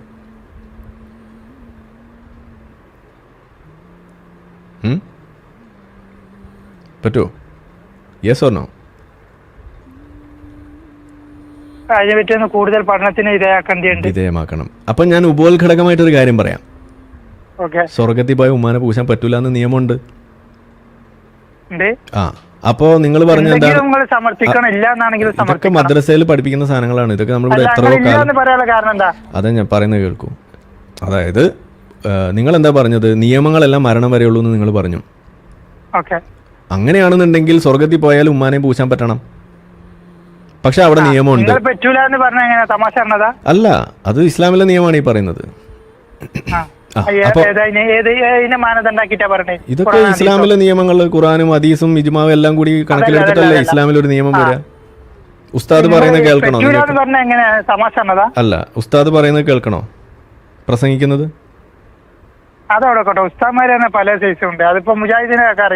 ഇത് സുന്നി, മുജാഹിദൊന്നുമല്ല. ഇത് സുന്നി. നിങ്ങൾക്കെല്ലാം അറിയും, എന്നിട്ട് നിങ്ങൾക്ക് അറിയില്ലല്ലോ. ഈ വിഷയത്തെ പറ്റിയിട്ടൊന്നും ഉസ്താദിനോട് ചോദിക്കണം. അപ്പൊ നിങ്ങൾ പോയി ചോദിക്കാം സ്വർഗത്തിൽ. അപ്പൊ നിങ്ങൾ പറഞ്ഞതിലെ പ്രശ്നം എന്താണെന്ന് ഞാൻ പറഞ്ഞുതരാം. അതായത് നിയമങ്ങൾ മരണം വരെയാണെന്ന് പറഞ്ഞാൽ അത് സ്വർഗത്തിൽ പോയാൽ ഉമ്മാനെ പൂശാൻ പറ്റണം. പക്ഷെ അവിടെ നിയമമുണ്ട്, ഉമ്മാനെ പൂശാൻ പറ്റൂല. അപ്പൊ നിങ്ങൾ പറഞ്ഞ സാധനം അവിടെ തെറ്റി. അപ്പൊ നിയമമുണ്ട് സ്വർഗത്തിൽ പോയാൽ. ഇതൊക്കെ നമ്മൾ എവിടുന്നാ കിട്ടിയെന്നുള്ളൊരു ചോദ്യം ഒരു എക്സ് മുസ്ലിമിനോട് ചോദിക്കരുത് ഞാൻ പറയാറുണ്ട്. കാരണം ഇതൊക്കെ നമ്മൾ കാലങ്ങളായിട്ട് പറഞ്ഞ് ഇത് ഉസ്താദുമാർ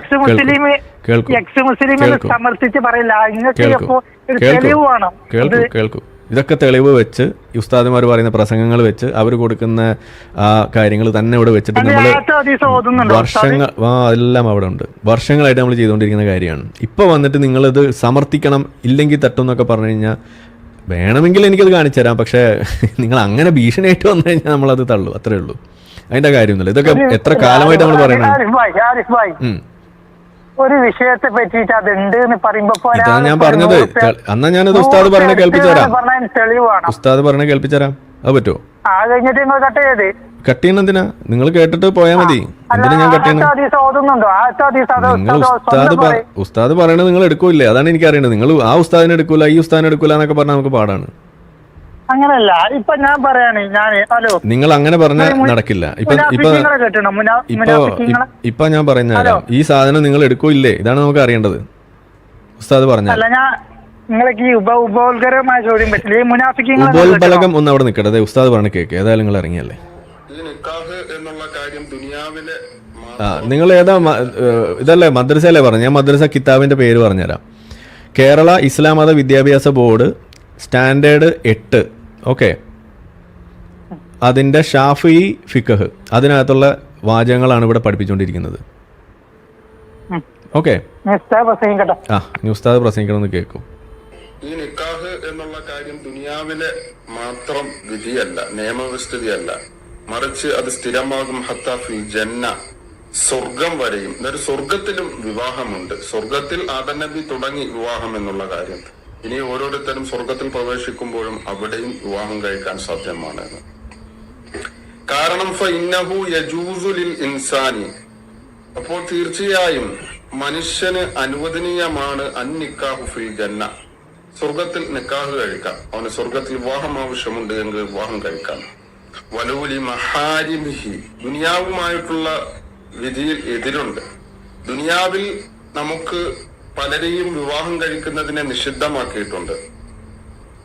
നമ്മുടെ ഉമ്മ, അതുപോലെ തന്നെ നമ്മുടെ മക്കള്, നമ്മുടെ പിതാവിന്റെ സഹോദരന്മാര്, അതുപോലെ നമ്മുടെ ഉമ്മയുടെ സഹോദരിമാര്, ഇങ്ങനെ തുടങ്ങി നമ്മുടെ സഹോദരിമാര്, ഇങ്ങനെ തുടങ്ങി പലരെയും വിവാഹം കഴിക്കൽ നിഷിദ്ധമാക്കിയിട്ടുണ്ട്.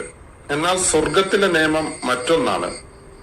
സ്വർഗത്തില് നമുക്കിവിടെ ദുനിയാവിൽ വിവാഹബന്ധം ഹറാമായ പലരെയും നമുക്ക് സ്വർഗത്തിൽ വിവാഹം കഴിക്കാൻ പറ്റും. മാ അദൽ ഉസൂല വൽ ഫുറൂഅ, നമ്മുടെ മാതാവിന്റെ മാതാവ്, അങ്ങനെ തുടങ്ങി ഉള്ള നമ്മുടെ അസലുകളും, അതുപോലെ തന്നെ ഫുറൂ, നമ്മുടെ മക്കൾ, നമ്മുടെ പെൺമക്കളുടെ മക്കൾ, അവരുടെ മക്കൾ, ഇങ്ങനെ തുടങ്ങി ആ ഫുറൂവും നമ്മുടെ ശാഖയും അതുപോലെ നമ്മുടെ അസലും ഇവ ഒഴികെയുള്ള ബാക്കിയുള്ള ബന്ധങ്ങളൊക്കെ അവിടെ അനുവദനീയമാണ്. ഉദാഹരണം, നമ്മുടെ ഇവിടുത്തെ സഹോദരിമാർ സ്വർഗത്തിൽ വിവാഹം കഴിക്കൽ അനുവദനീയമാണ്. ഇവിടുത്തെ പിതാവിന്റെ സഹോദരി ഇവിടെ നിഷിദ്ധമാണ്, എന്നാൽ അവിടെ സ്വർഗത്തിൽ അനുവദനീയമാണ്. കേട്ടല്ലോ? ഇത് തള്ളോ? എങ്ങനെയാണ് ഉദ്ദേശിക്കുന്നത്? എന്താ പരിപാടി? ഷാഫി കിതാബ്, ഷാഫി എങ്ങനെ? നിങ്ങൾ ഇതിനെ കുറിച്ച് പറയൂ. ഫ്രൂട്ട്സ് ഒക്കെ അവിടെ ഇത് കേട്ടപ്പോൾ കുറച്ച് ഫ്രൂട്ട്സ് എടുക്കാനാണോ തോന്നിയത്? അല്ല, അങ്ങനല്ല, ഞാൻ ഇതിക്ക് പെട്ടെന്ന് വരാണ്. ഒരു മിനിറ്റ്. ഈ പറഞ്ഞ സംഗതി നിങ്ങൾക്ക് എന്താ മനസ്സിലായെന്ന് ആദ്യം പറയൂ. ഉമ്മാനെ കല്യാണം കഴിക്കാന്നല്ല, അല്ല, അതല്ലല്ലോ ഇവിടെ പറഞ്ഞത്. ഇതാണെങ്കിൽ അങ്ങനെ ചെയ്യാന്നില്ല. പറഞ്ഞതെന്താന്ന് ഞാൻ വിശദമായിട്ട് പറഞ്ഞുതരാം ഒന്നുകൂടി. നിങ്ങൾക്ക് മനസ്സിലായിട്ടില്ല. അതായത് ഇവിടെ മാത്രമല്ല വിവാഹവും അതുമായി കണക്ട് ചെയ്തിട്ടുള്ള നിയമവും ഉള്ളത്, സ്വർഗത്തിലും ഉണ്ട് നിയമം. അപ്പം നിങ്ങൾ എന്താ പറഞ്ഞത്? നിയമങ്ങളൊക്കെ മരണത്തോടു കൂടി തീരുന്നു. അല്ല, സ്വർഗത്തിലും നിയമമുണ്ട്, ഒന്നാമത്തെ കാര്യം. ഓക്കെ, കേട്ടല്ലോ? ഇനി രണ്ടാമത്തെ എന്താണ് അതിൽ പറഞ്ഞത്? എന്നാൽ അതിൽ ചില കാര്യങ്ങൾ വ്യത്യാസമുണ്ട് ആ നിയമത്തിൽ. ഫോർ എക്സാമ്പിൾ, ഉദാഹരണത്തിന് ഇവിടെ ഭൂമിയിൽ നിങ്ങൾ ജീവിക്കുന്ന സമയത്ത് ചില ബന്ധങ്ങൾ നിങ്ങൾക്ക് നിഷിദ്ധമാണ്. ഉദാഹരണത്തിന്, നിങ്ങൾക്ക് ഉമ്മയെ കല്യാണം കഴിക്കാൻ പറ്റില്ല, നിങ്ങളുടെ സ്വന്തം മക്കളെ കല്യാണം കഴിക്കാൻ പറ്റില്ല, അമ്മായിയെ കല്യാണം കഴിക്കാൻ പറ്റില്ല, നിങ്ങൾക്ക് നിങ്ങളുടെ സഹോദരിയെ കല്യാണം കഴിക്കാൻ പറ്റില്ല, സഹോദരനെ കല്യാണം കഴിക്കാൻ പറ്റില്ല. എന്നാൽ സ്വർഗത്തിലെത്തിക്കഴിയുമ്പോൾ ഇതിൽ ചിലത് നിങ്ങൾക്ക് ഓക്കെയാണ്, അനുവദനീയമാണ്, ചിലത് നിങ്ങൾക്ക് അനുവദനീയമല്ല. ഏതാണ് അനുവദനീയമല്ലാത്തത്? മക്കൾ, ഉമ്മ, അഞ്ചാതി സ്ഥലങ്ങളൊന്നും നിങ്ങൾക്ക് അവിടെ വെച്ച് പൂശാൻ കഴിയില്ല. എന്നാൽ നിങ്ങൾക്ക് നിങ്ങളുടെ സഹോദരി, അമ്മായി, ഇതുപോലെയുള്ള ആളുകളെയൊക്കെ സ്വർഗത്തിൽ പോയിട്ട് പൂശാം. ഇതാണ് അവിടെ ഇപ്പം പറഞ്ഞത്. കേട്ടോ? ആ, എന്ത് തോന്നുന്നു ഇതൊക്കെ കേട്ടിട്ട്? വേണമെങ്കിൽ ആവാം എന്നുവെച്ചാ അവിടെ ഉണ്ടല്ലോ, നിയമം അവിടെ ഉണ്ടല്ലോ. ഉമ്മ മക്കൾക്ക് പറ്റില്ല. ഇതൊക്കെ ശരിയാണോ ഈ പറഞ്ഞൊക്കെ? ഇതൊക്കെ കേട്ട് നിങ്ങൾക്ക് എന്താ തോന്നുന്നത്? അത് ചെയ്യണം എന്ന് ബലാത്കാരമായി പറയുകയല്ല, വേണമെങ്കിൽ ആവാം. അതായത് ഇപ്പൊ ഒരാൾക്ക് സ്വന്തം, അതാ പറഞ്ഞത്, അതായത് ഒരാൾക്ക് ഇപ്പൊ സ്വന്തം പെങ്ങളെ പൂശണമെന്ന് തോന്നിയാൽ ഭൂമിയിൽ പറ്റില്ല, എന്നാൽ സ്വർഗത്തിൽ പോയി പൂശാം എന്ന് പറയുന്ന ഒരു പടച്ചോൻ. അത് ശരിയാണോന്നാ ഞാൻ ചോദിക്കണേ. നേരത്തെ ഞാൻ പറഞ്ഞു വെച്ചു, മരണത്തോടെ ക്ലോസ്ഡ് നിയമങ്ങൾ ക്ലോസ്ഡ് ആണെന്നുണ്ടെങ്കിൽ പിന്നെ സ്വർഗത്തിൽ പോയി ഉമ്മാനെ പൂശാൻ കഴിയണം. അത് പറ്റൂല എന്നും ഇതേ പഠിച്ചോൻ തന്നെയാ പറയണത്. അപ്പൊ എങ്ങനെ ക്ലോസ് ആവണം? ബേസിക് അല്ലേ, നമ്മുടെ ഫൗണ്ടേഷൻ അല്ലേ? അപ്പൊ ആ നിയമം സ്വർഗത്തിൽ ബാധകമാണ്. ഇത് യുക്തിയല്ലല്ലോ പറയുന്നത്, നിയമം കൃത്യമായിട്ട് അവിടെ പറഞ്ഞിരിക്കണം. നിങ്ങൾക്ക് നിങ്ങളുടെ മക്കളെയും ഉമ്മയെയും സ്വർഗത്തിൽ പൂശാൻ കഴിയില്ല. എന്നാൽ ഇവിടെ നിങ്ങൾക്ക് പൂശാൻ കഴിയാത്ത പെങ്ങളെയും അമ്മായിയെ നിങ്ങൾക്ക് സ്വർഗത്തിൽ പോയിട്ട് പൂശാം എന്ന് നിയമമാണ് ഈ പറയുന്നത്, വെറുതെ യുക്തിയല്ല ഈ പറയുന്നത്. അത് വേണമെങ്കിൽ ആവാം. അതെ, വേണമെങ്കിൽ ആകാം എന്ന് പറയുന്ന അത് അനുവദിക്കുന്ന ഈ പറയുന്ന അമ്മ പെങ്ങൾ ഭോഗം അനുവദിക്കുന്ന ഒരു പടച്ചോൻ, ഇത് ശരിയാണോന്നാ ഞാൻ ചോദിക്കുന്നത്. അത് ചെയ്യണമെന്ന് വളരെ ശക്തമായി നിർബന്ധിക്കുകയല്ല, അതിനുള്ള അനുവാദം കൊടുക്കുന്നു. നിങ്ങൾക്ക് വേണമെങ്കിൽ കക്കാം എന്ന് പറയുന്നത് ശരിയാണോ, ഇതാ ഞാൻ ചോദിക്കുന്നത്. ഇപ്പൊ നിങ്ങൾ നിങ്ങളുടെ വാപ്പാനോട് ചോദിക്കുകയാണ്, വാപ്പ ഞാൻ കക്കട്ടെ എന്ന് ചോദിക്കുമ്പോൾ വാപ്പ എന്താ പറയേണ്ടത്? ശരിക്കും പറ്റൂല മോനെ, കക്കാൻ പാടില്ല, അതൊരു തെറ്റാണ്, കക്കരുത് എന്ന് പറയുന്നതാണോ ശരി? അതാണോ ശരി? അതോ ഒരു വാപ്പ പറയാണ് വേണമെങ്കിൽ കക്കാം എന്ന് പറയുന്നതാണോ ശരി? അപ്പൊ ഇതിവിടെ പടച്ചോൻ എന്താ പറയണത്? ഉമ്മാനെയും പെങ്ങളെയും പൂശാൻ പറ്റുമോ എന്ന് ചോദിക്കുമ്പോൾ പടച്ചോൻ വളരെ കൃത്യമായിട്ട് പറഞ്ഞു കൊടുക്കണം എന്താണ്, പൂശാം, പക്ഷെ ഉമ്മാനെ പൂശരുത്, പെങ്ങളെ വേണമെങ്കിൽ പൂശിക്കോ എന്ന്. ഇത് ശരിയാണോ? ഇതാ ഞാൻ ചോദിക്കണത്. ശരിയാണ്. അതെ, അപ്പൊ വേണമെങ്കിൽ വാപ്പ കക്കാം എന്ന് പറഞ്ഞപ്പോ അത് നിങ്ങൾക്ക് തെറ്റാണെന്ന് പറയാൻ പറ്റി, പക്ഷെ വേണമെങ്കിൽ പെങ്ങളെ പൂശാന്ന് പറഞ്ഞപ്പോ അത് ശരിയാണെന്നാണ് നിങ്ങൾക്ക് തോന്നുന്നത്. കൊള്ളാം. ഞാൻ പറഞ്ഞ ആൻസർ തന്നെ പറയാല്ലേ, നിങ്ങൾക്ക് രണ്ടുപേർക്കും തൃപ്തി ഉണ്ട്, ഇഷ്ടമുണ്ടെങ്കിൽ അതെ പറഞ്ഞ അതെ വേണമെങ്കിൽ കക്കാം എന്ന് പാപ്പ പറഞ്ഞാൽ അത് ശരിയാണോ? വേണമെങ്കിൽ കക്കാം എന്ന് പറയുന്നത് പോലെ തന്നെയല്ലേ വേണമെങ്കിൽ പെങ്ങളെ പൂശാം എന്ന് പറയുന്ന ഒരു തെറ്റിനെ നിങ്ങൾ തെറ്റാണെന്ന് പാപ്പാക്ക് പറയാൻ കഴിയുന്ന പോലെയല്ലേ നിങ്ങൾ പറയുന്നത്? ഞാൻ പറഞ്ഞല്ലോ ഒരു കണ്ടീഷൻ, നിങ്ങൾക്ക് രണ്ടുപേർക്കും അങ്ങനെ ഉണ്ടെങ്കിൽ ആ ലോകത്ത് വെച്ച്, ഏത് സ്വർഗം എന്ന ലോകത്ത് വെച്ച് ആവാം. അതെ പറഞ്ഞേ, നിങ്ങൾക്ക് പറ്റുമെങ്കിൽ വേണമെങ്കിൽ കക്കാം എന്ന് പറയുന്നത് പോലെയല്ലേ അത് ശരിയാണോന്ന് ഞാൻ നേരത്തെ ചോദിച്ചു. അപ്പൊ നിങ്ങൾ പറഞ്ഞു അല്ല കക്കരുത് എന്ന് പറയുന്നതാണ് ശരിയെന്നല്ലേ നിങ്ങൾ പറഞ്ഞേ? അപ്പൊ പിന്നെ പെങ്ങളെ പൂശാൻ പറ്റുമോ എന്ന് ചോദിക്കുമ്പോ പറ്റില്ല എന്ന് പറയുന്നല്ലേ അവിടെ ശരിയാവേണ്ടത്? അപ്പൊ നിങ്ങൾ പെങ്ങളെ പൂശുന്നതിൽ ശരിയില്ല, തെറ്റില്ല എന്ന് പറയുന്ന ആളാണ്. അത്യാവശ്യ ഘട്ടങ്ങളിൽ വേണമെങ്കിൽ പൂശാമെന്ന്, ഇതാണ് ഇപ്പൊ നിങ്ങൾ മനസ്സിലാക്കി വെച്ചിരിക്കുന്നത് പടച്ചോൻ പറഞ്ഞാല്. എന്നിട്ട് അതാ പറഞ്ഞ സ്വർഗം. അപ്പൊ നിങ്ങൾ നിർബന്ധത്തിന്റെ കാര്യം ഞാനും പറഞ്ഞില്ലല്ലോ. ഒരു തെറ്റിനെ തെറ്റായിട്ട് കാണാൻ പഠിച്ചോന് പറ്റുന്നുണ്ടോ ഇല്ല, ഇതാണ് ഞാൻ ചോദിക്കുന്നത്.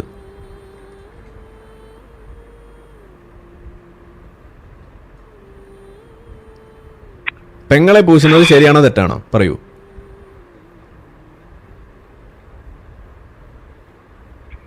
പറയൂ സ്വാലിഹ്, പെങ്ങളെ പൂശുന്നത് ശരിയാണോ തെറ്റാണോ? എനിക്കിങ്ങനെ അനാവശ്യമായിട്ട് I don't like beating around the Bush, അതുകൊണ്ടാണ് നമ്മൾ പോയിന്റ് ആയിട്ട് കാര്യങ്ങൾ പറയാ പോവാ. നിങ്ങൾ ഇത് സിമ്പിൾ ആയിട്ടുള്ള കാര്യമല്ലേ? എന്നോട് ചോദിക്കൂ പെങ്ങളെ പൂശുന്നത് ശരിയാണോ തെറ്റാണോ എന്നോട് ചോദിക്കൂ, ഞാൻ പറഞ്ഞാലോ ഉത്തരം. അതെ ഞാൻ മൾട്ടിപ്പിൾ ചോയ്സ് ക്വസ്റ്റ്യൻ എഴുതിയിട്ട് തന്നെയാണ് ഇവിടെ എത്തിയത്. അതിലൊക്കെ വൺ വേർഡ് ആൻസർ തന്നെയാണ്, അതുകൊണ്ടാണ് ഞാൻ ചോദിക്കുന്നത്. ഇല്ല, സമർത്ഥിക്കാനൊന്നുമില്ല. മെഡിക്കൽ എൻട്രൻസിൽ മുഴുവനും വൺ വേർഡ് തന്നെയാണ്. അതൊക്കെ മാറ്റി വെക്കും. വൺ വേർഡ് ചോദ്യം ചോദിച്ചാൽ വൺ വേർഡ് ഉത്തരം തന്നെ തരണം. അതിന് പറ്റുമെങ്കിൽ നിങ്ങൾ സംസാരിക്കുക. എന്നാ നിങ്ങൾ പറയൂ, പെങ്ങളെ പൂശുന്നത് ശരിയാണോ തെറ്റാണോ ഒന്ന് സമർത്ഥിച്ചാട്ടെ.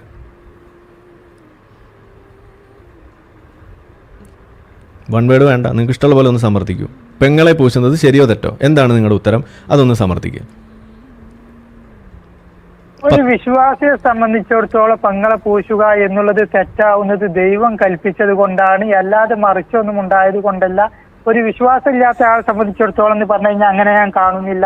മതം അനുവദിക്കുന്നില്ല എന്നുള്ള ഭാഗത്തിൽ കൂടിയിട്ടും തെറ്റാണ്. ഒരു വിശ്വാസിയെ സംബന്ധിച്ചിടത്തോളം, ഒരു മുസ്ലിമിനെ സംബന്ധിച്ചിടത്തോളം ആ ഭാഗത്തിൽ കൂടിയിട്ട് തെറ്റാണ്. എന്ത് ഒരു പെങ്ങളുമായി ഭോഗിക്കുക എന്നുള്ളത്, അത് സ്വർഗത്തിൽ ദൈവം അത് അനുവദിച്ച് തരുന്നുണ്ടെങ്കിൽ, അള്ളാഹു തആല അനുവദിച്ച് തരുന്നുണ്ട് എങ്കിൽ അത് നിങ്ങൾക്ക് ഹറാമില്ല എന്നുണ്ടെങ്കിൽ അത് അവൻ പൊരുത്തപ്പെട്ട് തന്നു. അതായത് നിങ്ങൾ നിർബന്ധമായിട്ടും ആങ്ങളെ പെങ്ങള് പൂഷണം എന്നല്ല പറയുന്നത്. നിങ്ങൾക്ക് വേണമെങ്കിൽ ആവാം, നിങ്ങൾക്ക് വേണമെങ്കിൽ ആവാം എന്ന് പറയുന്നു അള്ളാഹു തആല. അല്ലാതെ നിർബന്ധമായിട്ട് ചെയ്യണം എന്നല്ല പറഞ്ഞത്. ഇപ്പൊ ഉദാഹരണത്തിന് പറയാം, ഇപ്പൊ നല്ല ഫ്രൂട്ട്സ്, ആപ്പിൾ ഒക്കെ മരങ്ങളൊക്കെ നല്ല എല്ലാ മറ്റുള്ള ഒരു കടയിലുണ്ടെങ്കിൽ നിങ്ങൾക്ക് വേണമെങ്കിൽ പഴം തിന്നാമെന്ന് പറഞ്ഞ മാതിരി നിങ്ങൾക്ക് വേണമെങ്കിൽ ഭോഗിക്കാം, വേണമെങ്കിൽ ആവാം. ആരിഫ് ഭായി കട്ടെടുക്കുക എന്നുള്ളത് അതുമാതിരി അല്ല, അത് വേറെ ആരാന്റെ മതിൽ എടുക്കുന്നതാണ്.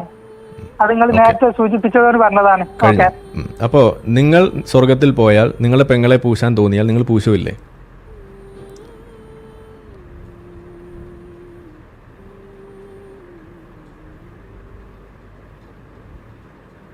ഹലോ, കേൾക്കുന്നുണ്ട്. പറയൂ. നിങ്ങളുടെ പെങ്ങളുണ്ടല്ലോ, പെങ്ങളെ നിങ്ങളിവിടെ പൂശാതെ നടക്കുന്നുണ്ടല്ലോ. നിങ്ങൾ സ്വർഗത്തിൽ പോയാൽ നിങ്ങൾക്ക് പൂശാൻ തോന്നിയാൽ നിങ്ങൾ പൂശുമോ ഇല്ലേ? അത് അവിടെ എത്തിക്കഴിഞ്ഞാൽ ഓക്കും അതുകൊണ്ട് കുഴപ്പമില്ല. ഞാൻ നിങ്ങളുടെ കാര്യം ചോദിക്കണം, ഓളുടെ കാര്യമൊക്കെ അവിടെ വിടും. കൺസെന്റിന്റെ കാര്യമൊന്നും നമ്മളിവിടെ എടുക്കാം. നിങ്ങൾക്ക് പൂശാൻ തോന്നിയാൽ നിങ്ങൾ നിങ്ങളെ പെങ്ങളെ പൂശുമില്ലേ സ്വർഗത്തിൽ പോയാൽ? ഇതാണ് എനിക്ക് അറിയേണ്ടത്. അതെന്തേ, എന്തുകൊണ്ട് പൂശുന്നില്ല? എന്താണ് വേറെ ഓപ്ഷൻ? ഞാൻ പറഞ്ഞല്ലോ നിങ്ങൾക്ക് പെങ്ങളെ പൂശാൻ തോന്നി, അപ്പൊ നിങ്ങൾ പൂശുമെന്നാണ് ഞാൻ ചോദിക്കണത്. വേറെ ഓപ്ഷൻ അവിടെ വരുന്നില്ല. നിങ്ങൾക്ക് പൂശണമെന്ന് തോന്നി.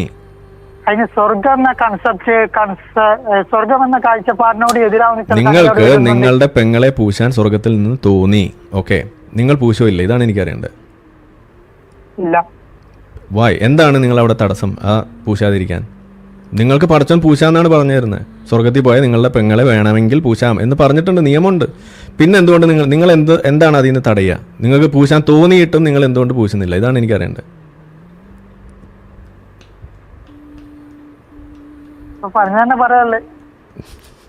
എന്താണ്? പൂശ ശരിയാവില്ല, അത് മോശമാണെന്ന് നിങ്ങൾക്ക് അറിയാം, അതുകൊണ്ട് അതല്ലേ? ഞാൻ പറഞ്ഞല്ലോ നിങ്ങൾക്ക് നിങ്ങളെ പെങ്ങളെ പൂശാൻ തോന്നി. അങ്ങനെ തോന്നി, അപ്പൊ നിങ്ങൾ ചെയ്യൂല്ലേ, പൂശുമില്ലേ? ഇതാണ് എനിക്ക് അറിയേണ്ടത്. സ്വർഗത്തെ പറ്റിയിട്ടില്ല മനസ്സിലാക്കാണ്ട്. ഇത് അത് ശരി, നിങ്ങൾ അതൊക്കെ അവിടെ വെക്കും. ഇത് ഒരു സിമ്പിൾ ആയിട്ടുള്ള കാര്യമാണ്. സ്വർഗത്തെ കുറിച്ചൊക്കെ അത്യാവശ്യം മനസ്സിലാക്കിയിട്ടൊക്കെ തന്നെയാണ് നമ്മളിവിടെ എത്തി നിൽക്കുന്നത്. ഇനി അത് നിങ്ങൾ പഠിപ്പിക്കാനൊന്നും വരണ്ട. അവിടെ ഒടിയാത്ത മുലകളുള്ള കാര്യവും അവിടെ 4 പുഴകളുള്ള കാര്യം ഒക്കെ നമുക്കറിയാം. അതൊക്കെ മാറ്റി വെക്കും. ഈ ചോദ്യത്തിന് നിങ്ങൾ സിമ്പിൾ ആയിട്ടുള്ള ഒരു ഉത്തരം പറയൂ. നിങ്ങൾക്ക് നിങ്ങളുടെ പെങ്ങളോട് കാമം തോന്നുന്നു സ്വർഗത്തിൽ, നിങ്ങൾ പൂശുമോ ഇല്ലേ?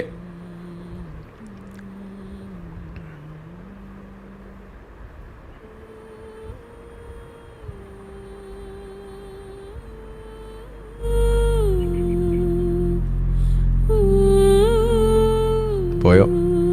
ഹലോ, പറയൂ, ഉത്തരം പറയൂ. ഞാൻ പോകുന്നില്ല. എന്നാ പറയൂ, ഉത്തരം പറയൂ, എന്നിട്ട് നമുക്കിത് അവസാനിപ്പിക്കണം. ഇത് വേറെ ഇതിങ്ങനെ സുബൈ ബാങ്ക് വരെ പോകാൻ പറ്റില്ലല്ലോ. നിങ്ങൾക്ക് നിങ്ങളെ പെങ്ങളെ പൂശാൻ സ്വർഗത്തിന് തോന്നിയിട്ട് നിങ്ങൾ പൂശുമോ ഇല്ല? എന്താണ് ഉത്തരം പറയാൻ പറ്റാത്തെ?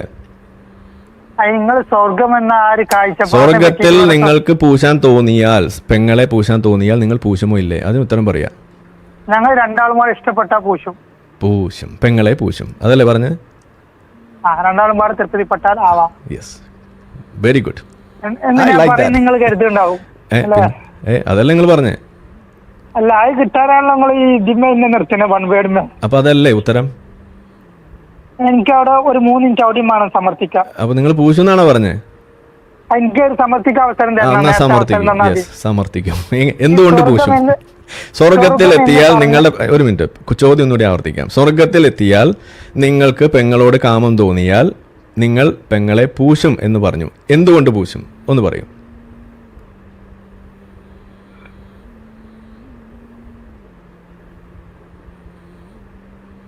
പോന്നോട്ടെ. ഈ വിഷയത്തിൽ ഉത്തരമില്ല. അതെ, ഉത്തരമില്ലാത്ത ഉത്തരമില്ല.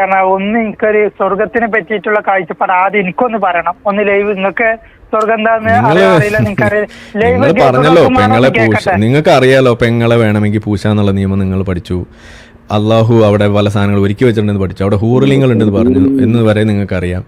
എന്നിട്ടും നിങ്ങൾക്ക് നിങ്ങളുടെ പെങ്ങളെ പൂശാൻ തോന്നിയാൽ അതിനുള്ള വഴിയും പടച്ചവൻ ഒരുക്കിയിട്ടിരിക്കുകയാണ്. എന്നിട്ടും അത് തോന്നിയാൽ നിങ്ങൾ പൂശുമെന്നും പറഞ്ഞു. എന്തുകൊണ്ട് പൂശും? ഇതാണ് നിങ്ങൾ സമർത്ഥിക്കൂ.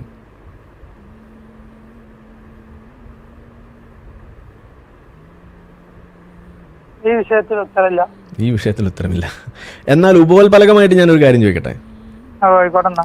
നിങ്ങൾ ഇവിടെ ജീവിക്കുമ്പോൾ ഇന്നിപ്പോ നിങ്ങളെ പെങ്ങളെ കണ്ടു, ഉമ്മാനെ കണ്ടു, നിങ്ങൾക്ക് എപ്പോഴെങ്കിലും പൂശാൻ തോന്നിയിരുന്നോ?